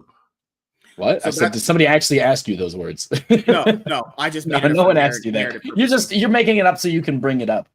Yeah, no. Organically. The next movie I'm gonna see is Ryan Coogler's Sinners, because he directed Black Panther and Creed. I saw the trailers for Sinners. I like vampire stuff, so I'm gonna go watch that. Nah, I'm gonna go watch it on probably Saturday, which I don't really stream on Saturday for the podcast, so I'll probably go and watch it either Saturday or I'll probably watch it on Saturday. So that's the next movie I'm gonna watch. Hopefully I can get down there, because I was having sex with a girl, and she was like, "Okay, you can go see a movie after you finish blowing my back out, Daddy." She didn't say that. That didn't happen, unfortunately. That's what you said to her, Ms. K. Michelle Obama says, "I'm not divorcing Brock. I'm choosing me." Just say we're staying together, but we're like separated at the moment. Just say it. Just oh my god. Women are just whatever. It's fine. It's fine. I'm not divorcing my husband, but I'm choosing myself. All right, cool. No one gives a fuck. Like I don't think I've heard them actually divorcing, right? No, they're not divorced. It's just heavily rumored. No, so the big thing is she wasn't at a lot of things, and they were saying, "Oh, are they getting divorced?" She said, "No, I'm not getting divorced. I'm just choosing to do things I want," which makes sense. She's been actively speaking out about the fact that she doesn't like political things. She doesn't like to participate. Yeah. So I don't blame her.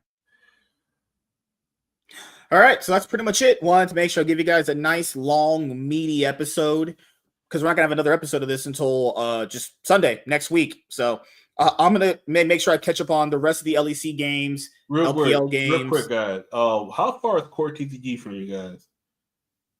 How far is what? TCG is Core TCG. Oh my god! I know Frankenstein is close to you guys, right? It's close enough. About a couple hours away, roughly. Okay, shit. Oh, it's in Pasadena. It's I think Pasadena. Wait, Core TCG is not in Pasadena. It's in Pasadena. It's about an hour and a half. About an hour and a half, yeah. Okay. It's actually closer than LA. I like Core TCG. I like them.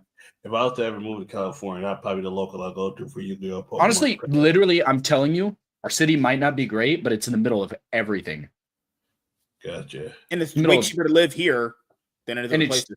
Yeah, in terms of just comparatively to California, house prices are shooting up. In terms of just value, everything is a good idea. Edison. But I think it's a good idea. I think it's a good idea. If you ever want to move out here, I need friends. MSK doesn't want real life friends. He can only use you for clout.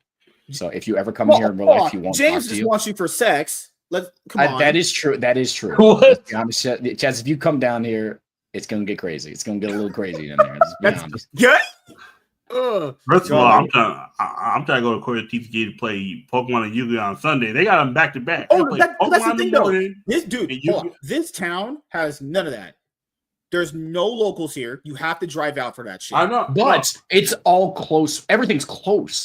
Everything's close. We're close to Las Vegas. We're close to San Diego. I mean, that's not a problem. We're 2 hours from Las Vegas, 2 hours from San Diego, 2 hours from Los Angeles, an hour and a half from the Core TCG thing you're talking about, an hour and a half from Frankensons. Like everything is around us, and we're cheap. I'm looking at naked girls right now. I believe you for a fact. Sunday, I can go play Pokemon and Yu-Gi-Oh!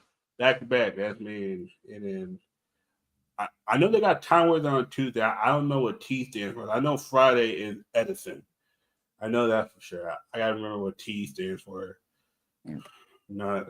Honestly, WZ, considering your editing skills, I fully believe you in that one. But I don't believe black people. I don't know. Man, the last time I believed a black man, he left me. Because Core TVG holds a lot of tournaments. They got One Piece. If I ever decide to go One Piece, you can't live in Pasadena. It's way too expensive. It's just too expensive to live there or rent. I think a 1-bedroom apartment there is $4,000 for rent. Oh no! I wouldn't live there. I would travel there for Sunday to play Pokemon and Yu-Gi-Oh. And let us know when you come. If you have money and you have a good job, I can literally give you a place. It all depend on, obviously, you qualifying and you having a guaranteed job. Like I know I can be literally the moment you come out here, just let me know if you're considering it. Because I already have. You still want to live in Connecticut anymore? You done? Okay. Just thing I have to tell you off stream about what's family shit? Okay. Yeah, like, I don't want to take it on stream. That's fine. Yeah. But as always, 1776 is trash. That is always going to go without saying. Crazy. Don't worry, WZ. That is not. It's just a thing. I have a lot of people actually reading it now. I think I got 6 viewers, so don't even worry about that. Don't stress about it. I'm doing my own thing. But Do you know, talk to chat at all? I think you need to be more active at chat. I think that would really help out your retention rate. interact with these cloud chasing fuckers. That's your entire being for existing. Like interacting with you is already enough. You already cloud chase too much. I'm about to drop you. I'm about to not give you rides anymore. You keep acting like that. You about to walk everywhere. Oh shit! I'll walk to Vegas. Yeah, you I'll bet. be there in a few days. I got a hotel room on my own in my name. We'll sleep in the same. We're gonna sleep in the same bed, and we're gonna. We have 2 beds. It's 2 beds. I literally. Why? Why can't I sleep with you? Because you are a scary guy. I want you to sleep away from me. Damn. Yeah. Listen, you act like I'm about to put my hand down your pants to start aggressively beating you off or something. Hey, listen to me. Listen to me. That's the only action you even have a chance of getting. So I don't believe you wouldn't. There's a very high chance. What if I bring a girl back over and you're in the room? As long as not London, because then she might try to do shit to James. Like WZ, we're only staying one night because this man tried to get me to leave at like 5 o'clock in the morning. Wake up at 5 o'clock in the morning. Yeah, so we'll stream when we leave to go to Vegas. We're gonna stream the car ride there. I'm gonna do the pre-vlog stuff here. So I'm gonna do the intro here, take it off my phone the night before, and then I'll record the beginning part of it, stop it. Because given how my phone is, I got to get a new phone very soon. There's not that much time on the phone. I might even have to use his phone for the rest of it. I get like maybe 40 minutes of time max, maybe 30, but 30 minutes for a vlog is fine. So the first like 10, 15 is going to be part 1, and then part 2 is going to be the second day. But I have to be very cautious of when I record stuff. I can't just record stuff willy-nilly unless I just use his phone. So honestly, I don't have a problem with you doing it. My biggest problem is, what are you planning? What if I bring a girl back and she's like, I want you both to. I would literally. No, I wouldn't do that. But I would literally sleep in the hallway if you even got close to that point. I wouldn't take that away from you. I would sleep in my car for you. Why can't you just put your legs in the air and have her lick your ass or something? Yeah, I don't want to talk to you if you keep speaking that like that to me. Just look at me in the eyes as I rail her from the back and she eats you out. Why do you talk sometimes? Like, you just say words and I don't think you know what they mean. So hypothetically speaking, if Leonard and Chaz were having sex, would you watch them? Come on. No, I would join. Take a piece of that for myself, huh, Chaz? Yeah. I'm just saying, dude. I'll fuck Leonard from behind. You put it in Leonard's mouth. About that. Lennon. You got no inches for that. You got 3 inches. That's not happening. Hey man. She needs something down her throat. It might get a little past the lips. Maybe past the teeth if we're lucky. Like when Chaz is done, we gotta smack him on the ass and be like, "Yeah, yo, good job, boy. Good job, dude." Oh, I already expect that. Yeah, I'm knocking you the fuck out if you do that. I wish Chaz was coming to Vegas. That'd be so fun. No, but man, if you do, I don't know what your situation is, but if you do end up out here, this city is boring, but it's very quiet. Where I'm at now is boring. Like, it's like. But you're safe though. You live next to a police station. That's safe as you can get. Michael, he has low storage left. No, it's just I just need a better phone. It's not a bad phone, but this was a temporary replacement when my other one just not broke. The screen just broke. It'll turn on if the screen's fixed, and I just charge it. Good lord. But yeah, that's pretty much it. Chaz, are you gonna do any market watches this week? Anything coming up? If I'm not burnt the fuck out. No, I recorded some videos earlier. Hopefully the audio's good because I found out that I was like, oh shit, man. I had to retool my mic. I was like, oh fuck. After I did 2 videos, thought they were good. I was like, damn, I just wasted an hour. It's not an hour. The videos together were an hour, but it felt like, fuck. Damn, I just wasted it. It was about 45 minutes. I was like, fuck. Okay, I have to sort this shit out. That's me. And hopefully I'm able to get one video out this week and then just go on from there. That's the main thing. Hell yeah. I I dropped the newest episode of Comic Book Market Watch. Expect the 5th episode to drop Tuesday around then before Wednesday, or expected to drop Wednesday. Like I'll record it Tuesday or Monday, and then I'll drop it on Wednesday. So that's pretty much it. Just expect more videos to come out in a pretty consistent fashion. I finished editing one for the main channel. You know, it's just sometimes hard with videos because like I get so bored of sharing them so much. Yeah, to get some of these views to be as big as they are, you gotta be sharing videos constantly. It's just every single video you're sharing. It's like, oh my God. Sometimes I don't even care anymore. Drop it and see what happens, you know? That's pretty much it. Probably have a, like for Comic Book Market Watch, I do want to have an episode where I'm just talking about manga sometimes, you know, because most of the time, recently, One Piece ended up on its like 1,180 some chapter, whatever. That's pretty impressive, you know. So yeah, that's pretty much it. Expect an episode of Comic Book Market Watch coming out. So remember, guys, just for this episode, just for this show, no Cloud9 podcast Thursday. There's no streams Wednesday or Thursday this week. The streams will be Monday, Tuesday, Friday when I get back. That's how it's going to be. I have panel show Monday. Then I have Labs Comic Fan. Our show obviously is Tuesday. I have a one-on-one with Viper or Jay Viper, or his name is, Tuesday. And then if I have time in the middle of all that in the morning, probably just stream like, I don't know, Master Duel or League or Duelist Nexus or whatever, honestly, you know? So yeah, that's pretty much it. Can't wait to see what this week will unfold. Maybe I'll go to Vegas and blow a girl's back out, you know? I want to gamble, dude. You want to gamble at all? Sure. I don't know how to do it, but I'll do it. Yeah, I'll get you a little paper. They even give you papers for blackjack, so you can just know what to hit on, what not to. So people don't go crazy on you. God, blackjack. I just want to play regular slots. What, you 95 years old? People hit it big on slots, though. Yeah, you can hit it big on blackjack by going all in. I don't want to disappoint someone. Can I just play the slots? You're such a coward. What a coward. My man's scared of letting people down. Joseph, you are let down yourself. You're letting everybody down. My name is Big Daddy MSK. That's what my name is. You will refer to me as Top G Rizmaster. So at this point in time, it's hard for me to say MSK when I know your name. Someone's like ingrained in my brain at this point. Yeah.